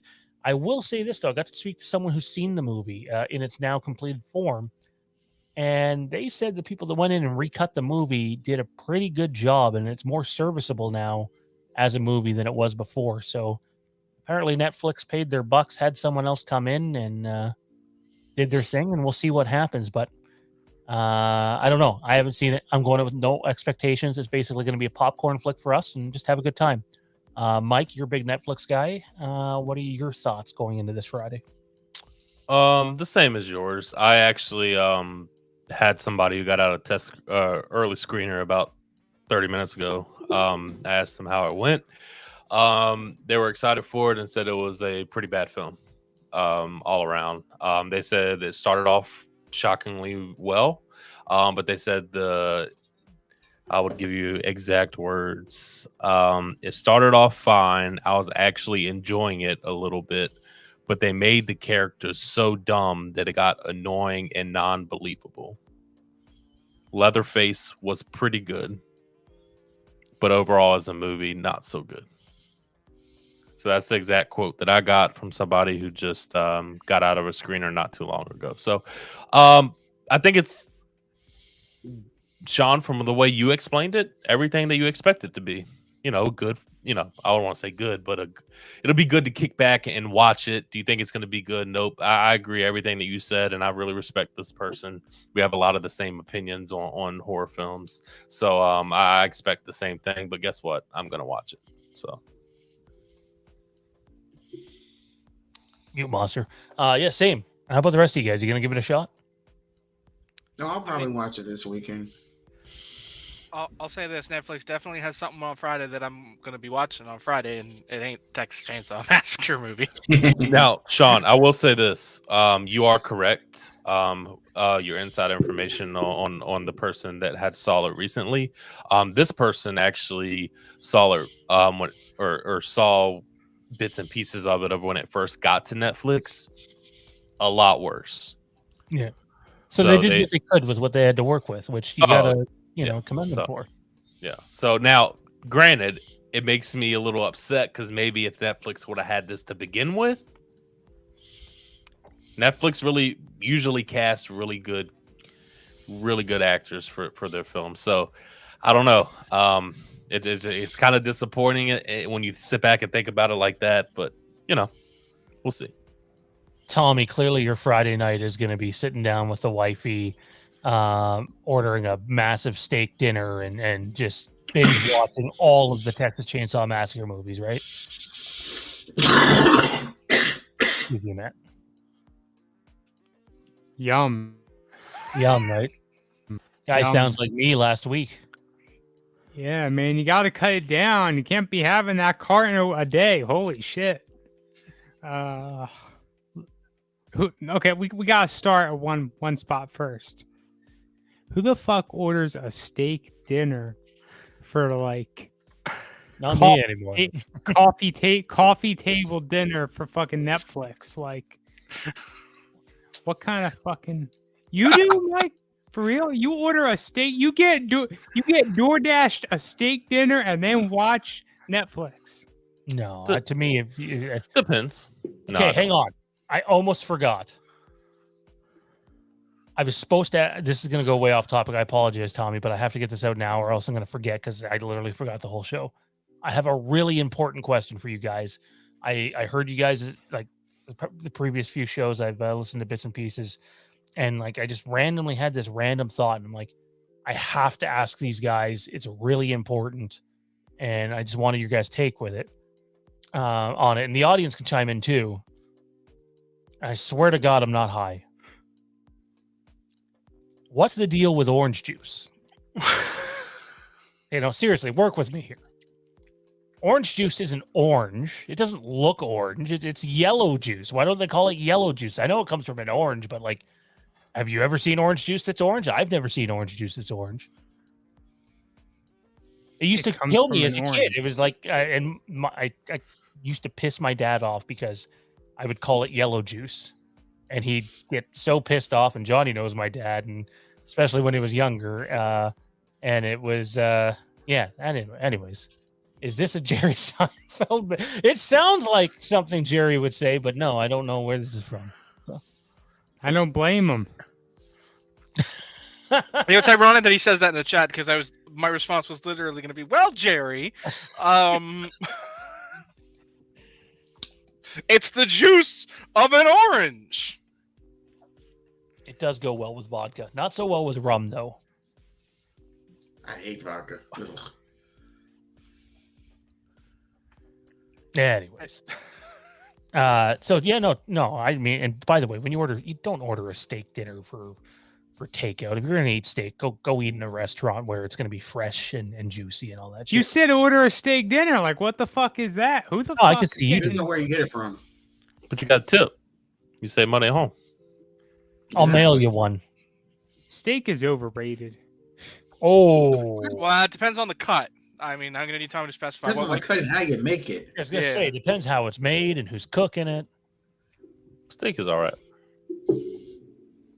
Steak and I veggies. I don't really eat much red meat to begin with, very sparsely, honestly. Yeah, anyway. You give me a nice ribeye steak. Yeah, I'll probably check this out this weekend. I'm not really invested into the Texas Chainsaw, universe franchise, whatever. But for the sake of something to talk about and the fact that I'm sure it'll be, in the top 10. Oh, for sure. I don't know about number 1, but top 10 on Netflix. I'll check it out. It might be like number 1 movie, but it ain't gonna be number 1. I mean, Space Force number 1. I think it'll be the number 1 listed movie. I would definitely not bet on against TV shows, but I think it'll be the number 1 listed movie. Movie, yeah. Well, what's it got going up against this week for new stuff? Space Force season 2. Oh, I watched the first episode or 2. I love it.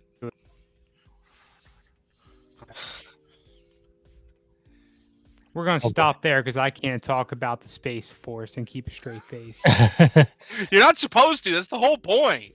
Toronto Freddy says, Fandom Empire, dude, lemonade is yellow. Orange juice is... No, orange juice is not orange. It's like a school bus yellow. I know. No, it's not. Oh, God. Next show that I'm on, I'm going to bring on a glass of orange juice. And oh, boy, here goes Matt. Here we go. I mean, let's be I knew honest. I shouldn't have Orange brought juice. this Now, up. hold I on a shouldn't minute. do Now, orange juice is the color of an orange. The actual meat of the fruit, like the rind, is orange, but the actual meat, fruit of an orange is that yellow. that yellow. Yeah. So I mean, it looks like what it is. Yellow. No, that doesn't work. That doesn't even Give come it close to work. Well, when Matt's doing, he's. Yeah. Okay. Perfect. I don't even need to have something else. Matt, hold up that beautiful jug of Tropicana. I love orange juice, by the way. It You saved tell me me. that looks like a school bus? Yeah, the yellow does. Now look at the No. lid. That's orange. I mean, I definitely wouldn't call it school bus yellow, but it's not orange. It's It's very yellow. So are you saying to him, the guy who drives sweater a is school school bus bus for yellow. a living, which is the color of a fucking bus? Tommy's sweater is school bus yellow. That orange juice, Exactly. school bus Yeah, yellow. if it's a newer school bus, Exactly. yeah, there are older school buses that look more like. Okay, but if you look at the orange juice and you look at the liquid, what color is it? No school bus yellow, sun yellow, piss poor yellow. What color is it? It's yellow. It's goddamn yellow. Thank you. It's orange. Thank you. Oh, Which is the same color of the actual fruit of an orange. Like the inside of an orange is not orange. welcome it's back to Fandom Empire Live, where we're debating what color is orange. Random shit. So we know Mike needs to get out of here. That's the mistake of naming a fruit after a color. You expect it to be that color. Like you don't name lemons aren't yellow, limes aren't green. You don't name a Lemonade's more fruit of after like a color a- unless the interior of that fruit is that color. Otherwise, it gets very confusing. Lemonade's more like an off-colored white or a It is. beige. I mean, lemonade is diluted, so it doesn't Lemonade's really. great. If you make it properly, sure. It's Otherwise, it's like overrated. drinking battery acid. All right. We can't let Mike go without talking about this because I'll be honest, I know some people don't like it. I watched the trailer for Jordan Peele's Nope, and found myself incredibly intrigued. Now, to be upfront, I loved Get Out. I think Get Out is fucking brilliant. And I didn't hate Us. It wasn't what I thought it was going to be. And I still, years later, I'm trying to kind of figure out the ending and what it necessarily means because it seems to mean something else to everybody I talk to. But this trailer sold me on almost like this alien invasion horror movie with a very gritty Jordan Peele like atmosphere. And I'm not saying I'm think it's going to be a great movie and it's going to be, the next best thing, or the next big thing. But I watched the trailer and I said, yeah, this is a movie that I'm going to pay to go see in cinemas. It visually looks great. And everything that they presented on screen, I quite liked. So could the movie miss? Absolutely. But so far, I really enjoy what they've put out. There's a lot of mystery and mystique behind it. The unknown, if you will, which is the way I think Halloween Ends should stay, but it probably won't. Mike, your thoughts on Jordan Peele's Nope? We finally got a first look at it. Intrigued because I don't really know exactly what it's about. I was very interested in the trailer. It caught my eye. The visuals look great, like you said. And for me, I love both of Jordan Peele's two films. So for me, in my book, he's 2 for 2. I enjoyed Get Out a lot more than Us. I've always said this, and it's kind of a bad thing for some people. Like, I liked Us when I walked out of the movie theater, but there were things that I just didn't understand, right? And somebody put out a article detailing what everything meant, what every little thing that you didn't think meant something. And it's like, this is phenomenal. Now it sucks because like you shouldn't really have to read an article to understand everything, but then it just opened my eyes because it was brilliantly done.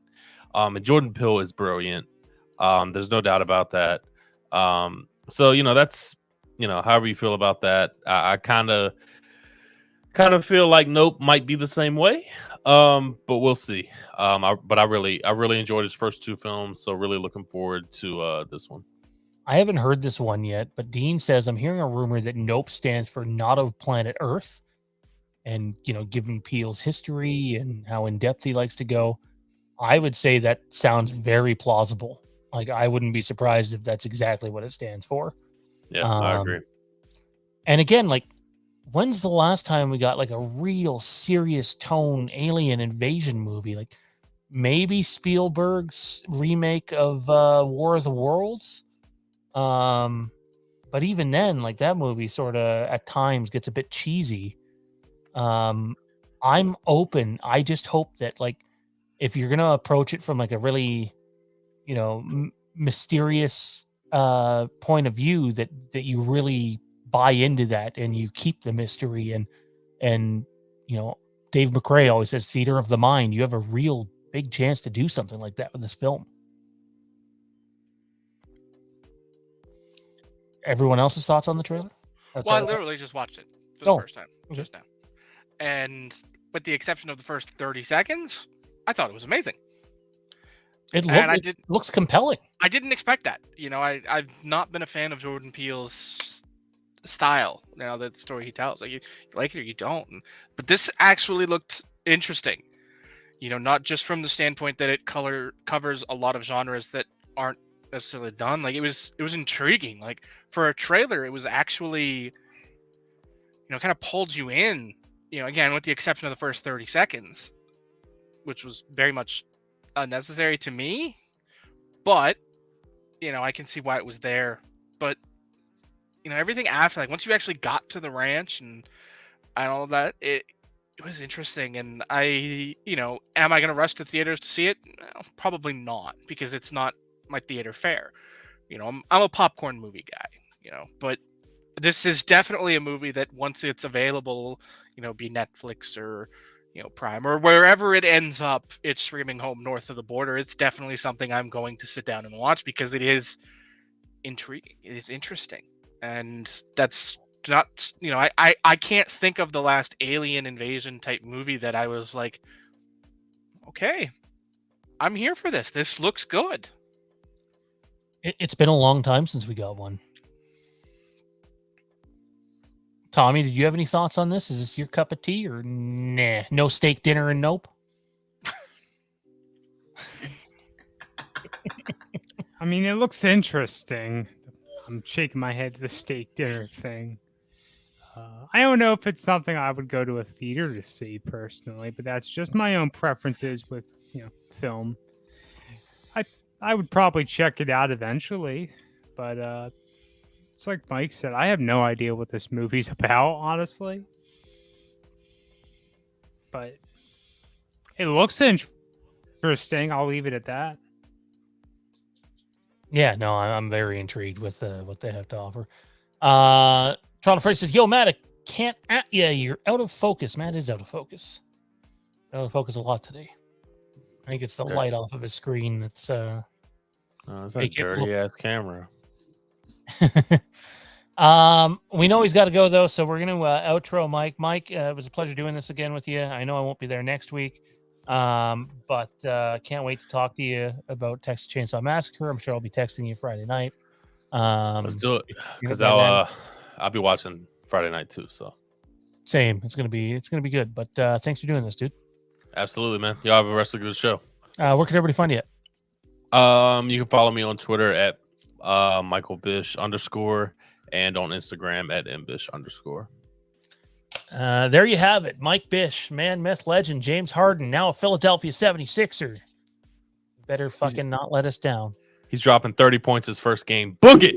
I promise. I mean, he does average almost a triple-double a game, so that's hard to be mad at. He does. Okay, on that note, I am signing off, and shout out to the NBA MVP, Joel Embiid. Goodbye. Well, he is come and gone, and now we're going to shift our focus over to the MCU, something Tommy has been headfirst into for a while now. I think he's probably seen more MCU movies than I have at this point, which is crazy considering it wasn't like that before. But before we get deep Oh. into that, I was gonna say, I took the opportunity while we were doing that Nope conversation to hit the Google machine and typed in what color is orange juice? Answer: yellow.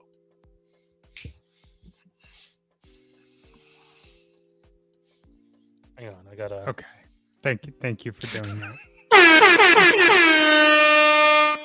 Felt important. Need to get a T-shirt made of that. Orange juice is Unless yellow. it's like blood orange, then it's not yellow. Then it's like pink. No, I promise I'm not touching anything. I know everybody sees my hand going. My dog is down. Jesus, man. My dog is saying, "Hey, dude, I need to go outside," but he's gonna have to wait. Okay. Well, at least you're not so high you'll forget about him. No, definitely not. For the Anyway. record, that has happened before. Yes. I don't apologize for it. Doctor Strange in the multiverse of madness. Pardon me. This trailer was pretty good. It didn't blow me away as much as some other people. However, the poster for the movie, if you look very closely, Which part? well, all of it. See this. I want people to keep their expectations in check because now everybody's talking cameos. Who's coming? What kind of part are they going to play? What's it mean? And we'll get into who we think we heard. I just want people to understand that this is probably not going to be the Toby and Andrew situation where, the whole last third of the movie is them. I do think a lot of the characters that we see pop up in this movie are going to be one shots and done, 5 minutes and done, because there's so fucking many of them. And Johnny, I know you've been waiting to talk about this, so why don't you lead us off? In fact, I'm actually going to have to take this guy out because I don't want him to shit in the studio. So if you guys want to lead the Doctor Strange discussion, I will try to listen on my phone. That way I don't miss anything, and I'll be back in a second. I mean, there's so much to unpack from that trailer. I mean, oh my goodness, all of the different versions of the different characters that we saw. I mean, there was like 3 different versions of Scarlet Witch, 4 or 5 different versions of Doctor Strange just in this trailer alone, and that's not including the presumptive things that we heard or that we saw. I mean, there's just so much to unpack from it. To me, this trailer just turned my hype up to 11. I was already at a 10. Now I'm at an 11. There was so much stuff to unpack, and it was tough for me because the first time I got to see it, I was at the Fantasy Football League Super Bowl party, same as we do every year. So there was 10, 12 guys, 5, 7 or 8 guys in a room. Just it would be like trying to watch it while doing this show at a full panel. It's nearly impossible to focus. When that trailer came on, and I just tuned out everybody else. And I mean, yeah, I couldn't quite hear it as well as I wanted to, but you definitely picked up certain things and certain voices. And and there's of course one point in that trailer where it's just like, oh, sweet baby Jay. Is that what did I hear what I think I heard? Was my reaction coming out of the first time I saw it. Before we start breaking down specifics and diving into the Easter eggs and the possible cameos and the things like that, just what were you thinking after you saw it for the first time?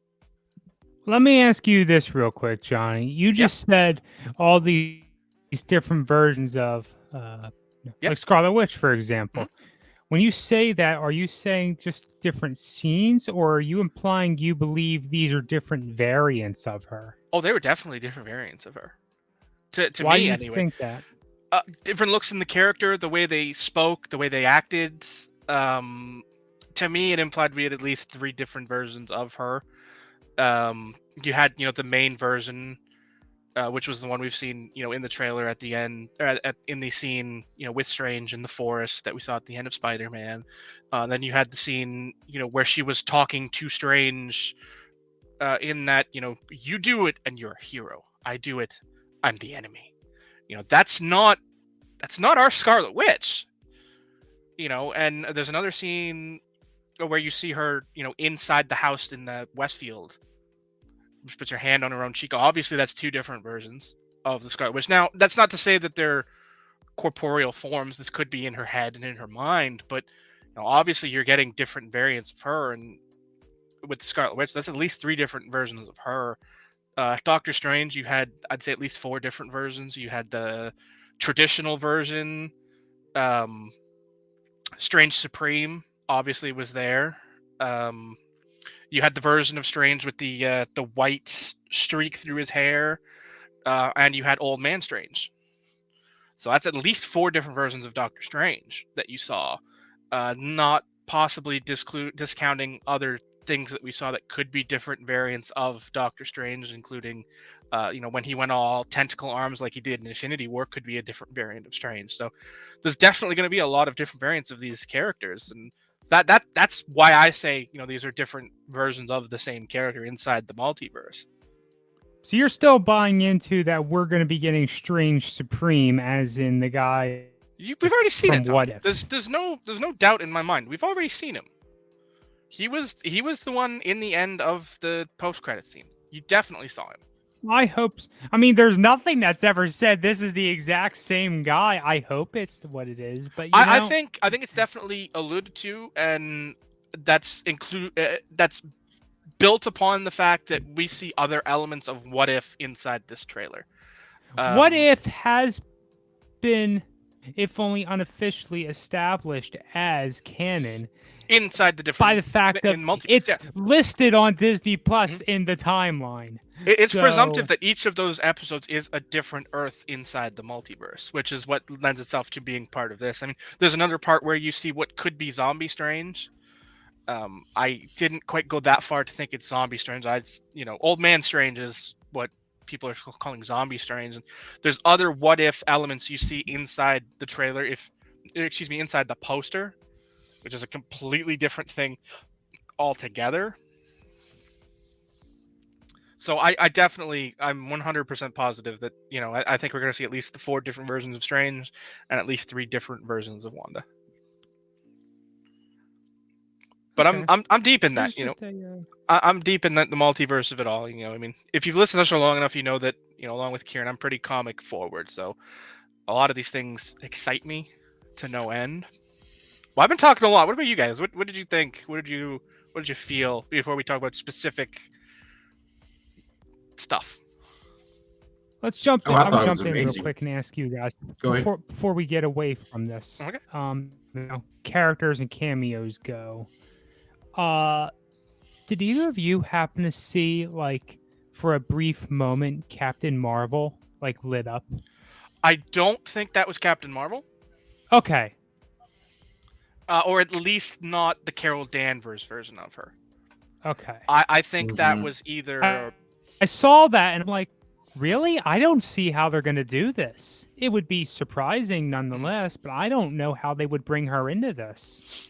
There's other stuff in the oven right now we'll see her in. No, for sure. I don't believe that was, at least the Carol Danvers version of Captain Marvel that we're familiar with. My guess is that it was either Monica Rambeau herself, and because you saw her get her powers in WandaVision, or it is a multiversal variant where instead of Carol getting the powers, it was her mother. That's kind of the theory that's floating around, that it's a Rambeau. It's just we're not sure which one. My only, and I know you're more in tune to this than I am. The truth of who's playing an older Tony Stark, is that true? I mean, I know you know who it is. I don't want to say it out. I mean, there was definitely a name that kind of got pushed forward pretty hard, and then there was a TikTok thing going around that showed a possible Cineplex description for it, including a cast featuring one of the super A-listers of Hollywood a presumptive cameo that everyone assumes is Tony Stark. I don't know. I mean, could it be? Yes, it's possible. I'm not going so far as to writing it out, because that ties into the throne room sequence, which is, I think, I hate it. are you kidding me? If it's who I think it is, I love it. So I mean, I guess we might as well just jump right into that, because that's the big one for me, is the throne room, and that is the voice of Patrick Stewart. I don't think there's any denying that was Pat Stewart. Oh, that's Patrick Stewart all day long.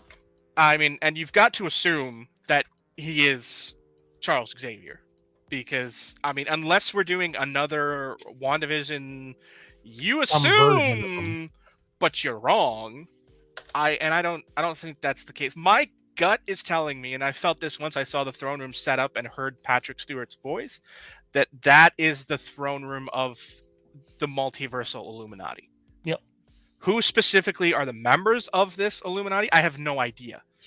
But there's a lot of names being floated around there. I mean, obviously Patrick Stewart, Charles Xavier, one of the smartest. You know, if you look at the names of members of the Illuminati, you have characters we've seen before, like Professor X, Tony Stark, and then you have characters we haven't seen yet that we know are coming to this canon, like Reed Richards.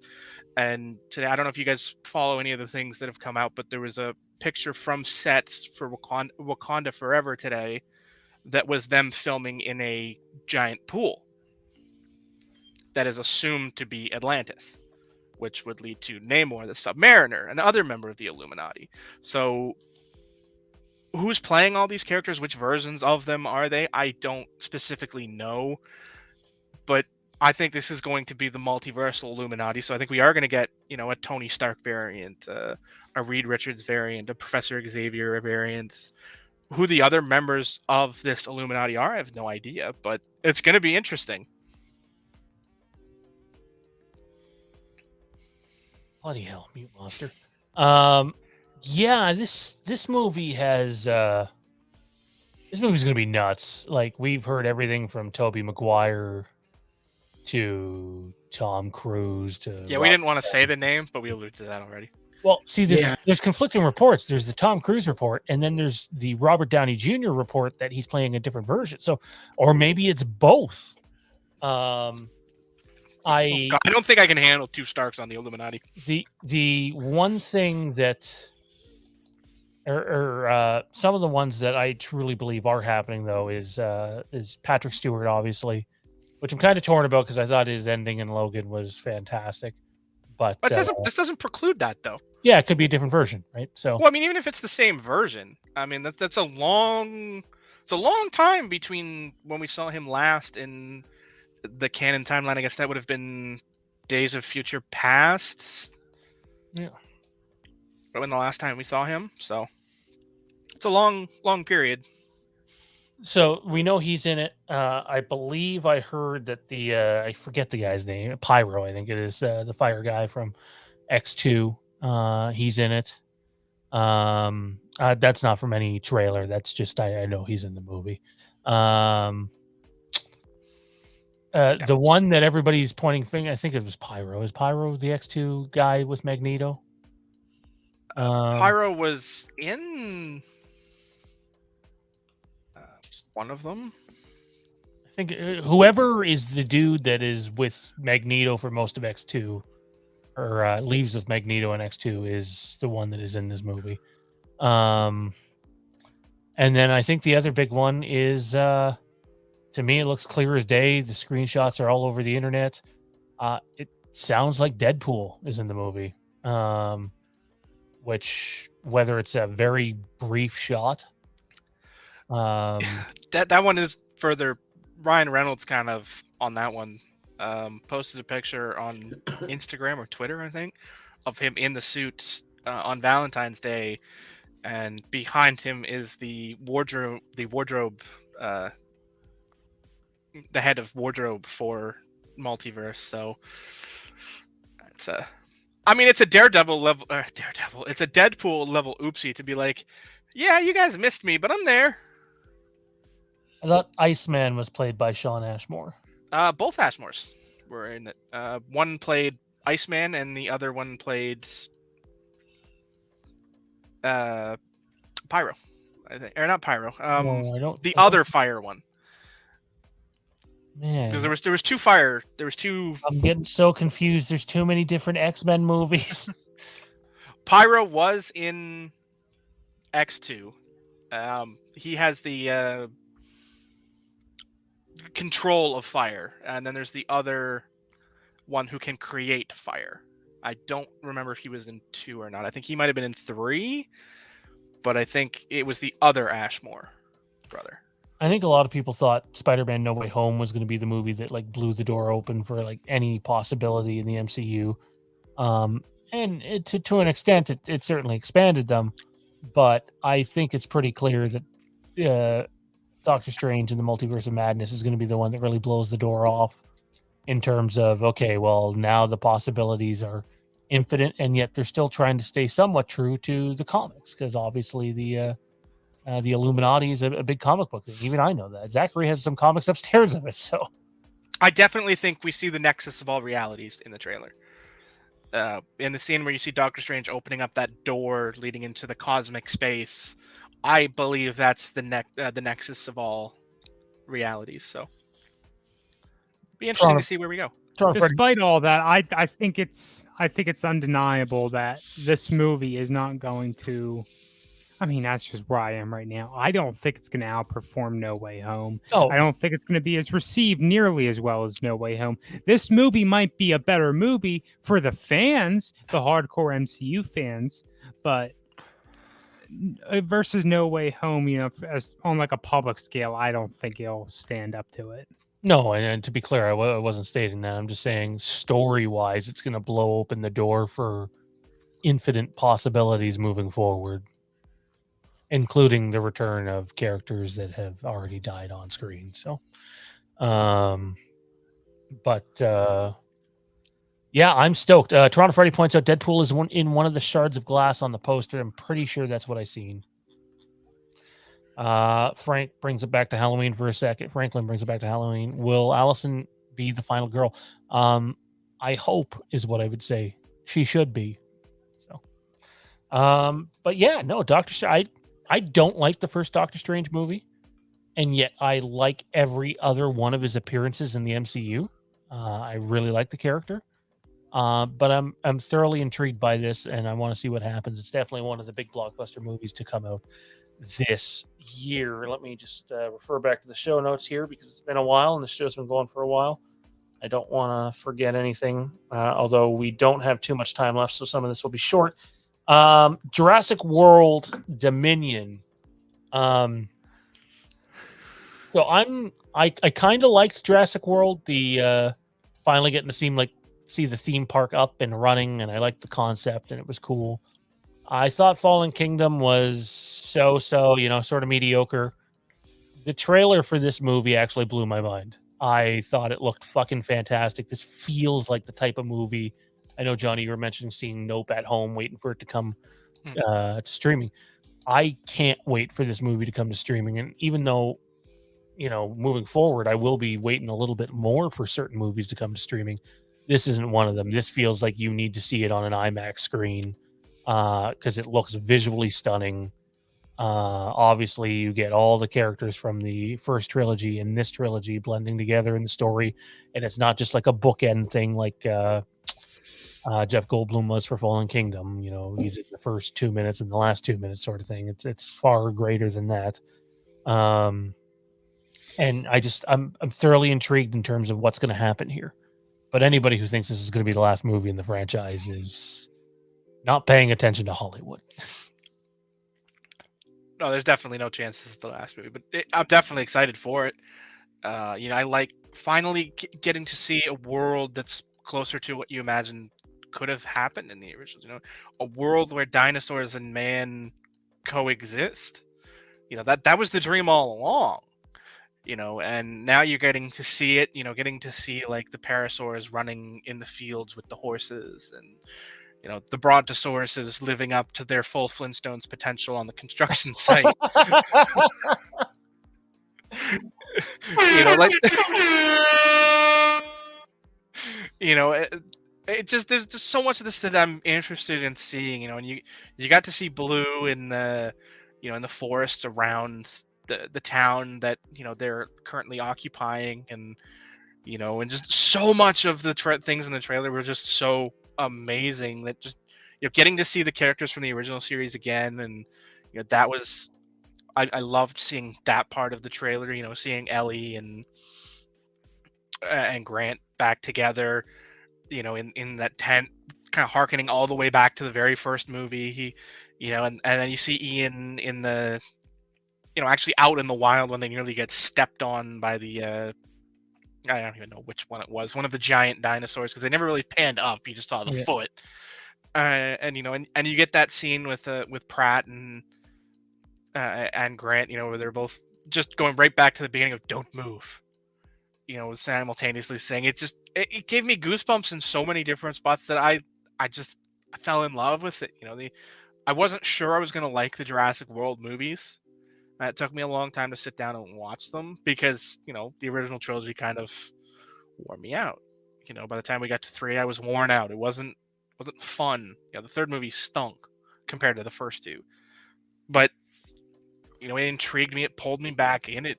I enjoyed watching the Jurassic World movies, and now I'm excited to see this one, having back the original cast and the original dinos, and seeing them interact with the human world in a way is just exciting to me. We rewatched Jurassic Park 3 last night, and I don't know who the hell signed off on that thing. My God. Not a child can live in this forest for 3 weeks, and what? No, that's not. What? Come on. That movie makes The Last Jedi look like an Academy Award-winning film. I truly mean it on that level too. I don't know if I could go that far, but Toronto Freddy says trailer looks so dope. I haven't been this excited for a Jurassic film since the first movie. I think I was more excited for Jurassic Park: The Lost World because it was coming off of that first movie, and I couldn't wait to see what they did next. But other than that, yeah, I agree. This is definitely the most hyped I've been for any Jurassic movie. Matt and Tommy, thoughts on what you got to see? It looked pretty wild, even if you're not invested in the story. The look and appearance of it was something else. Oh, I've watched that trailer more than I've watched the Doctor Strange trailer. Not Same. that yeah. I mean, it's just like cinematic orgasm when watching that Jurassic Park trailer. I'm just like in awe of how, like you said, we're finally getting what we want to see. How would man and dinosaur react to each other and interact with each other? But yeah, I'm with you. I haven't been this hyped for a Jurassic Park movie since Lost World. And I know they always say temper your expectations. Hell no. I'm going in there full blazing. I'm expecting one of the best movies I've seen in a long time, because it just looks like that, and bringing all the old characters back, intertwining them with the new characters. They know that they're so good at their characters, and they know their characters so well. They're not going to put them in a situation that's going to feel out of place. Because I always thought Alan Grant's character in the third movie felt out of place. He was on a rescue mission. That's not what he does. Well, in fairness, And I think that took away from the aura of his character, and I think we're getting that back in this movie, along with Ellie and what is this Dr. Malcolm's character. So I'm hyped for it. I'm excited to see Malcolm and Grant reunite, because the last thing we even heard of those two in the same sentence is Grant was bashing Malcolm to the kid in Jurassic World 3, and the kid was agreeing. Tommy, how about you, man? What do you think? Steak dinner for this one for sure, right? It's totally I mean, happening. it's pretty hard to be invested in Jurassic Park when you haven't seen like all the newer movies. Well, sounds like you can watch binge a trilogy. Maybe, but I've heard most of them are shit. I really like Jurassic World, to be honest. I just thought the second one was not all it could be. And so I've seen the older movies, but here I just got done working with a guy who he grew up with this stuff. He was really into it. He gave that was, or maybe it was just the last one that came out. Complete shit. I couldn't stop talking about it. But he always rebounded, saying that this movie coming out, he almost feels like he shouldn't even go see it because of his last experience. But he's gonna go see it anyway because it looks so good and he's so excited for it. Mm-hmm. So that's not my experience. That's someone else's. I feel like I'm late to the show as far as, all this Jurassic World and stuff goes. Maybe I should give it a shot, honestly.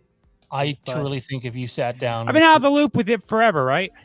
if you sat down with your wife one weekend and just watch, I don't know what you would think of the second movie, to be honest, but if you watch that first movie, I think you guys would have an enjoyable time. I agree. It's definitely more of a spiritual successor to the first movie than anything that came after it. Yeah, for sure. For sure. I mean, Except I hear there is one particular part of one of the movies, maybe it was the last one that came out, where they completely just shit on the people who love these movies, love this franchise. I don't know what part you're referring to, but as someone who did love the original movies, I didn't feel shat on by anything in Fallen Kingdom. Yeah, I don't know if Fallen Kingdom made me feel that way. I just didn't think it was like, it wasn't. It obviously wasn't the Empire Strikes Back of sequels. I just thought I thought it wasn't as good as the first one. Is all. So they have some work to do, and by the trailers, which could be nothing, it looks like they're doing that for this film. So, I mean, we're basically going into this film in like a possible human extinction event, right? So, like, we're gonna have to wait and see what happens. I'm assuming neither happens, and the dinosaurs get somewhere safe, or maybe it is a human extinction event, or at least society as we know it ends in the film. I don't know. I know no spoilers, and I'm gonna keep it that way for that particular film. That's right, Jurassic Park 7 Flintstones edition. I could dig it. I could totally dig it. Let's keep moving, guys. This just dropped during. I don't know if it was during or if it was before the Super Bowl, but Lord of the Rings, the Amazon series, got its first teaser.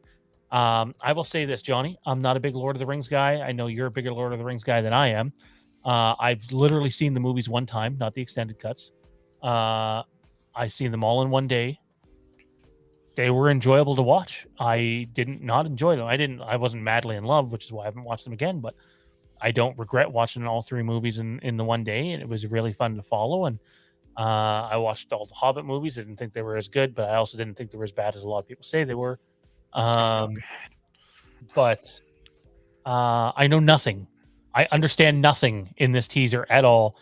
And I know it's like 1,000 years before. However, holy crap, are the visuals utterly breathtaking. Like, my God, it looks amazing.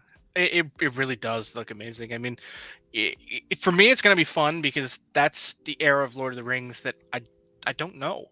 I know certain things. I know certain stories about, the creation of the rings and how they were distributed and all of those things. But, the actual world around the creation of the rings, I don't really know. I'm excited to learn it, because that's an era that we've never really seen it. And it's a very virgin territory, I guess. So as long as they can, stick with the things Tolkien already has done, the pre-created lore and flesh that out, I'm all for. Quite frankly, they cannot do a worse job than the Hobbit movies because those were ass. I hated them. I cannot stand them. You take one book and make it 3 movies? No, thank you, sir. I don't care how long that book is. I think one book can make 3 movies easily, to be honest, with how much material is in a book, but I've never read the book, so I have no idea. So. The problem is that they emphasized the wrong things and didn't, and made certain things longer and more important and changed things in a way that just no. Yeah, Toronto Freddy, the IPC guys are going to be all over that movie, and I'm sure our Johnny and I's old co-host Mondo will be all over it with them, and and that's a big deal for them. So I know this. Oh yeah, we did 5 minutes on this trailer. On Friday night, Zach will probably do an hour on that trailer. So, any thoughts from Matt or Tommy on the Lord of the Rings trailer? I caught the original films when they came out in theaters, and I've probably seen them once since then. So I'm not, a diehard Lord of the Rings fan, and I've never seen the Hobbit films. Never. I've also typically said what Johnny just got done saying about them. You're better off not seeing them. I may change that. This trailer, it looks like something interesting.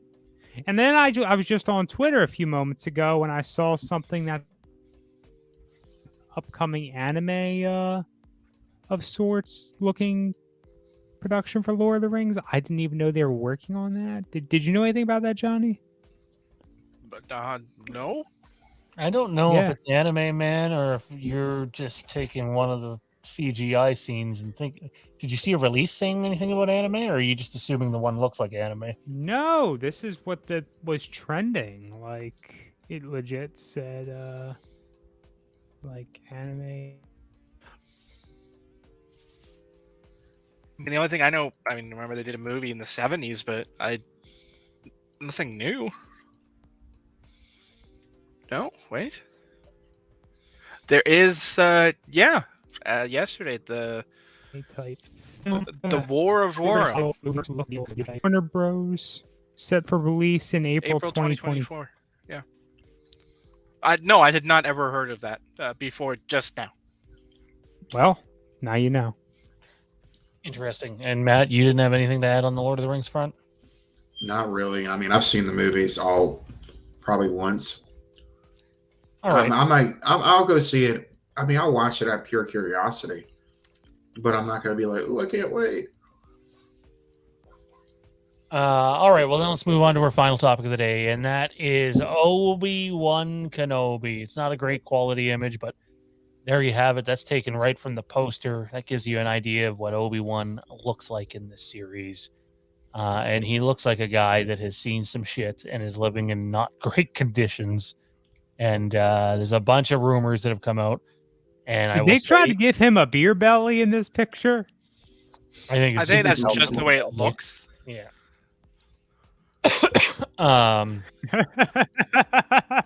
So I will say some of the rumors that we're about to talk about are provided to us from guys like Making Star Wars and Bespin Bulletin, which means their accuracy is highly likely. If you want the whole in-depth rundown, go check out Making Star Wars. Go check out Bespin Bulletin. They'll have it. But we got the poster, guys. The poster's out. I think we're going to be waiting a bit for the teaser still.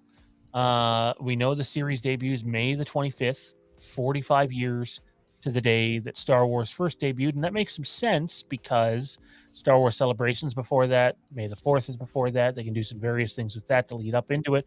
But also, think about it. Vader and Kenobi kicked Star Wars off with the first fight in 1977.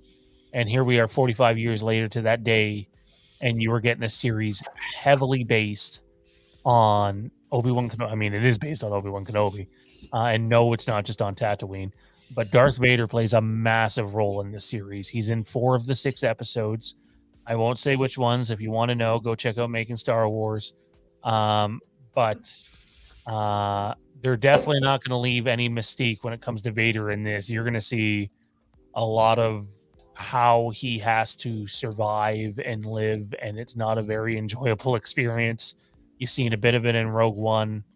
You're going to see the castle and Mustafar and a bunch of Inquisitors. And we know Kid Luke and Kid Leia are in it. Not together, obviously.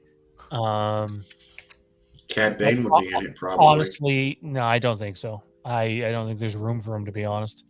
And then the latest rumor, albeit it sounds very... some people might take this as racist, but it definitely isn't. Is it Camille Nanjiani? Is that the actor's name? I believe so. Yeah. He's in an Kenobi. actor's name. It sounds like he's going to play, again, this isn't confirmed, this is rumor, he might be playing Kitster from episode 1. So we know that he's playing a character we've been introduced to before. That's already been confirmed, different version of it. And I do believe that's who he's playing. It makes sense because Obi-Wan is on Tatooine. And it'd be kind of a weird dynamic seeing Anakin's childhood best friend and then his mentor and older best friend sort of together in this series. And we know Obi-Wan is not going to go through this series alone. He might start off with it alone. We already know that he won't have his hut that you see in A New Hope, and he's literally has to like fight for survival and fight for his food. It's not like Bail Organa was like, yeah, so here's a million credits. You know, make sure you can survive okay on Tatooine looking after the other kid.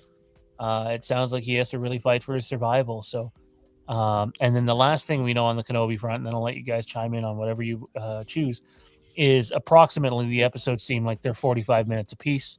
The last one might be slightly longer, closer to an hour, like the Book of Boba Fett was, which makes sense because then you're basically getting 2 movies worth of material. And we know there is at least 1 movie in development. And yeah, so there we have it. Kenobi's coming, and it's coming soon. And I'm fucking stoked. I haven't been this stoked for a Star Wars project in many a years. Again, if you want more details on that, go check out Making Star Wars and Bespin Bulletin. Those guys have a bunch of stuff over there. Thoughts, guys? Kenobi, excitement level, expectation level. Sounds like it's going to be insanity. No, considering Deborah Cho did probably the best episodes from The Mandalorian, I'm quite confident in her ability for the whole series. I'm pretty hyped. I mean, I was hyped. I'm trying to remember last time I was this hyped. Waxon says, Make Star Wars said earlier, Jimmy Smits is back as Bail. Yes, he did. They did a live stream on it. I believe Jimmy Smits is back as Bail Organa in Andor and in Kenobi. So he's getting a paycheck from Lucasfilm and Disney. Quick question. Qui-Gon, yes or no? I would assume that's how they'll end it. I would have to assume that that's how they're going to end it. Yeah, because I keep on going back to that scene. To be clear, though, I'm not saying you're going to see him. I think you'll hear him. I don't think you'll see him. Well, remember how Yoda said at the end of Revenge of the Sith, on Tatooine, I have solitude. Your prior master is made it from another region and everything. So that's why I'm thinking there could be at least a cameo at some point or a scene. I think he'll be there as a voice. The Certain Point of View novel, which is up in the air whether they're canon or not, establishes that Qui-Gon doesn't like fully appear to Obi-Wan like as a perfectly clear Force ghost until literally when Luke takes off to try to save his aunt and uncle in A New Hope, and Obi-Wan's left with the droids. Qui-Gon ends up appearing during that time. We didn't know that watching the movie, obviously. So.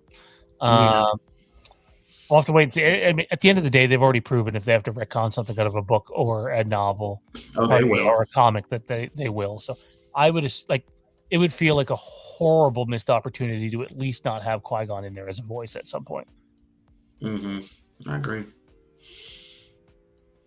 It's gonna be interesting for me to see. You know, I'm excited for it. Obviously, you know, the universe has gotten better and better, and they've proved that, you know, you can tell a television story in such a way that's good. I mean, now I don't think it's remotely possible, but, you know, after the Book of Boba Fett became The Mandalorian 2.5, which kind of what it was always meant to be, but yeah. I mean, I don't know. I mean, it concerns me, but it doesn't, because I don't think there's any chance you're going to get an Obi-Wan where that's what this is going to turn into. Not just because obviously the Mandalorian doesn't happen for another, you know, several decades.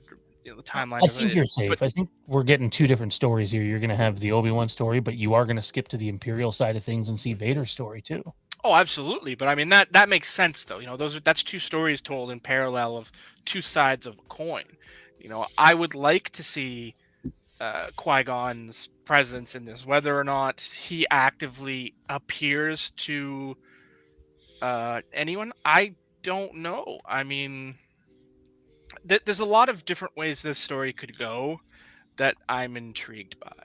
You know, I definitely want that presence there. I don't know how I want it to appear because there's so little we know about, you know, his interactions in between, and you know, we're not 100% certain on, you know, the rules 30 of years. well, not just that, but we don't know the rules of Force Ghosts completely.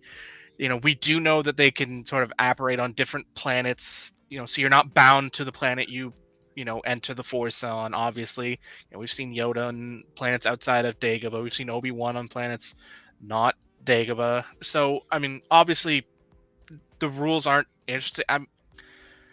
I kind of want to see... For me, like, in a perfect world, I would love to see Qui-Gon appear not... Depending on the timeline and how things line up, I would love to see Qui-Gon show up to Vader. The problem is I You don't know. took That the would be words interesting. right out of my mouth, Johnny, because Yeah. I can't remember for sure, but there was a really good book I read years ago. It's obviously non-canon now. The Rise and Fall of Darth Vader. And, you know, it gives you a reflection of his life. It looks back, you know, interacts with different elements that were canon at the time and such. I do believe at that point, Qui-Gon appears to him as he's Vader at that time. It's a dynamic that would really be interested to you know, to play out, even if that's how we got the, you know, visual appearance, but he never fully visually appears to Kenobi. But then you kind of ask yourself, why the fuck didn't he That do would be cool. I could Because be everybody, right? Because everybody would have expected him to appear before Obi-Wan. Throw the curveball. I could be misremembering. You'd have to fact check this, Tommy, but I think you might have it backwards. I believe at the very end of that book, because that book's basically about a different protagonist, and then you have Vader hunting down Jedi, and then like randomly during the epilogue, they cut to Kenobi on Tatooine, and he's like basically I don't know if he's drunk, but he's in a cantina and he's watching a holo. There you go, right there. He's watching a holo at the you should be able to flip right to the back of the book. It's like the last 3 or 4 pages. He's watching a holo and he like gets all panicked because that's the moment that he finds out there's this, you know, iron, you know, black Sith Lord in the Imperial Empire, and he's named Darth Vader. And obviously Obi-Wan knew what Anakin's name ended up being, and he like panics and he starts panicking about getting Luke off the planet. Like, oh, you know, I gotta go. And like he's legitimately getting ready to go take Luke from the Lars. And it's Qui-Gon who ends up talking to him and like calming him down, being like, no, you're overreacting. You need to think this through. And that's the first interaction Obi-Wan actually gets with Qui-Gon after Yoda sets up the training. Again, it's moot point. None of it's canon, but that book is fantastic. And Bail Organa's in that book. And Vader comes very close to Leia at points. And that book has all sorts of tension in it. And if you don't mind if something's Legends material, I strongly recommend everybody go read that book because it's fantastic. All right, 2 quick people that I'm thinking of. Palpatine, yes or no?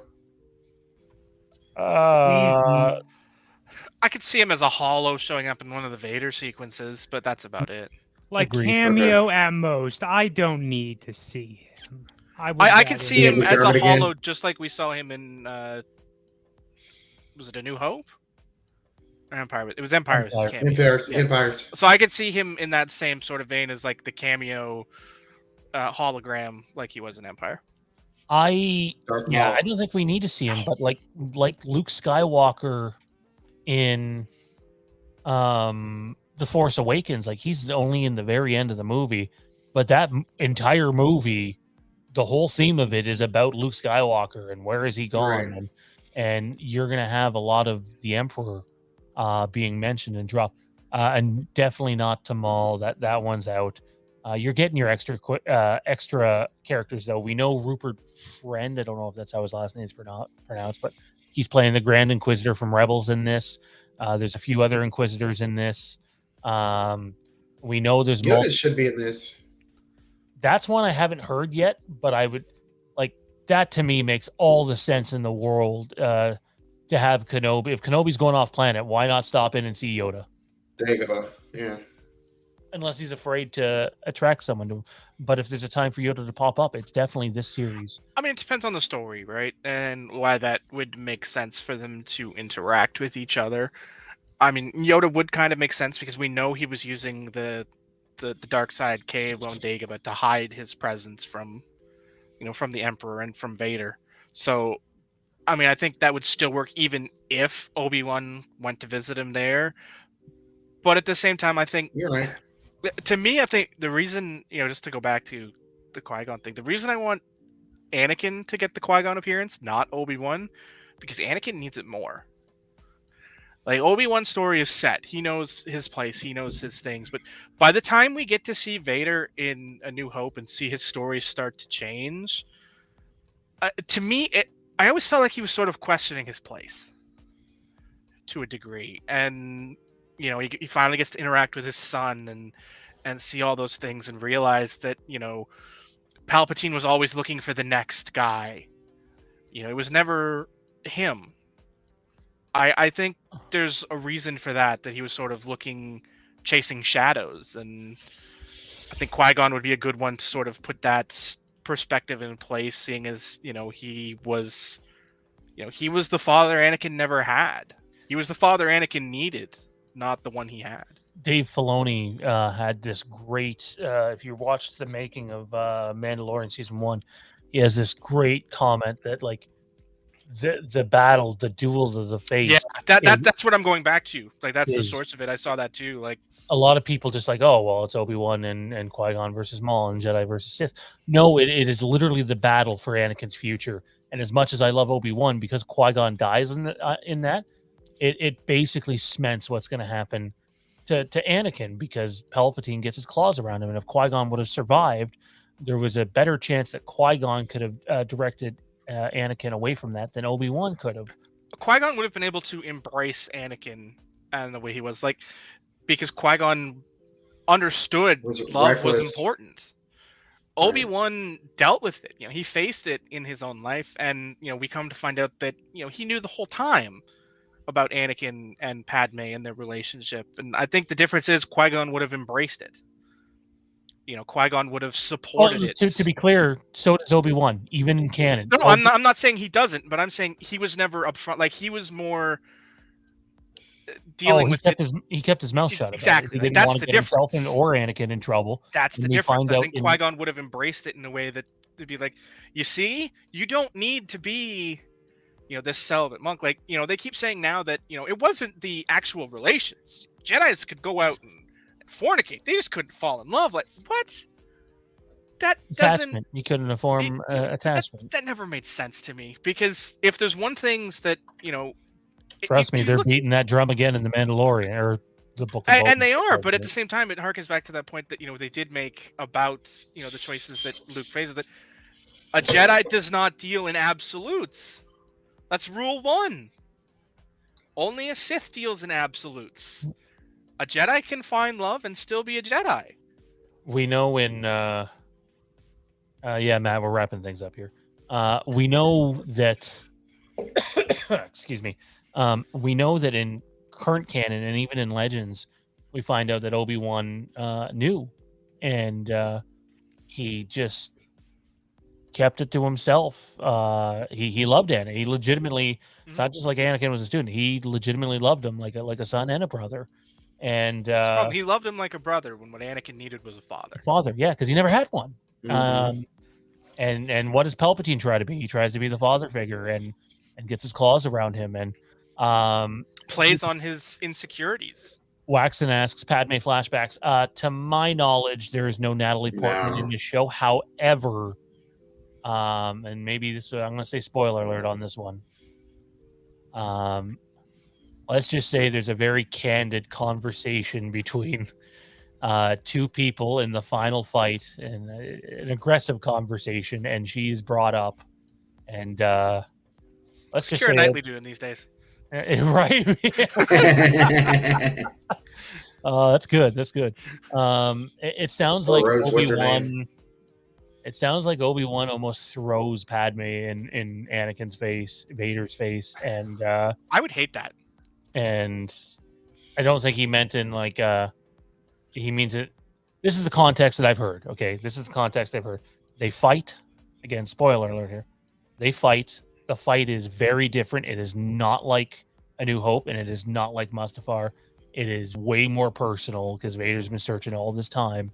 And while the rest of the Imperials are just convinced Kenobi died at some point, Vader's have been of the opinion, no, he's still out there and he's still alive. Basically, Obi-Wan does what we've all speculated, what Vader tells Luke in Return of the Jedi, when Luke's trying to turn him. He goes, Obi-Wan once thought as you did. That never happens. Obi-Wan never tries to turn him back in Revenge of the Sith. When he goes to Mustafar, he knows what his mission is, and his mission's to kill him. Like him and Yoda talked about it. There's no attempt other than let her go. That's it. And in this, it sounds like Obi-Wan. Again, the reason Obi-Wan leaves Tatooine is very good. I won't say why, but it's a very okay. That makes sense. He had to leave. But it sounds like he just tells Vader, because if you remember, Padme's last words are "There's still good in him," and it sounds like Kenobi reiterates that to him. Basically, tells him that again. This is purely rumor, but considering where it's coming from, I think it's true. Tells him that he was there when Padme died, and that she was wrong. The last thing she said. And that so to be clear, Kenobi's saying that Padme was wrong, and Kenobi doesn't think there's good left at this point. I guess it's all in how we get to that point. That I on principle right now, I don't like that. It just kind of throws their whole relationship and ruins it in a way that I don't like. But It was already ruined. He kind of massacred the Jedi. Yeah, Right. He killed And the the younglings. children. and the children, and to be clear, it sounds like Kenobi tries to turn him back again. Well, I mean, I guess really for the first time, this is the part that he's referencing to Luke in Return of the Jedi that we haven't gotten to see yet. So I don't think it was like a in your face. It was a man. Padme was wrong about you. if that's the ending, like, then I might be okay with because I don't want think that. it's Like, fine with if fight. he does everything he can think of to try and get to Anakin through Vader, which sounds weird when you say it, but I'm sure you guys understand the point I'm Yeah, making. for sure. You know, when he tries to get through Vader to Anakin, if he can't do that, and he truly believes that all that remains is Darth Vader, then I could see him, you know, in that sort of sad, brooding Obi-Wan. She was wrong. If you thought Rogue One, the end of Rogue One was cool, you're gonna really, really like what Vader does.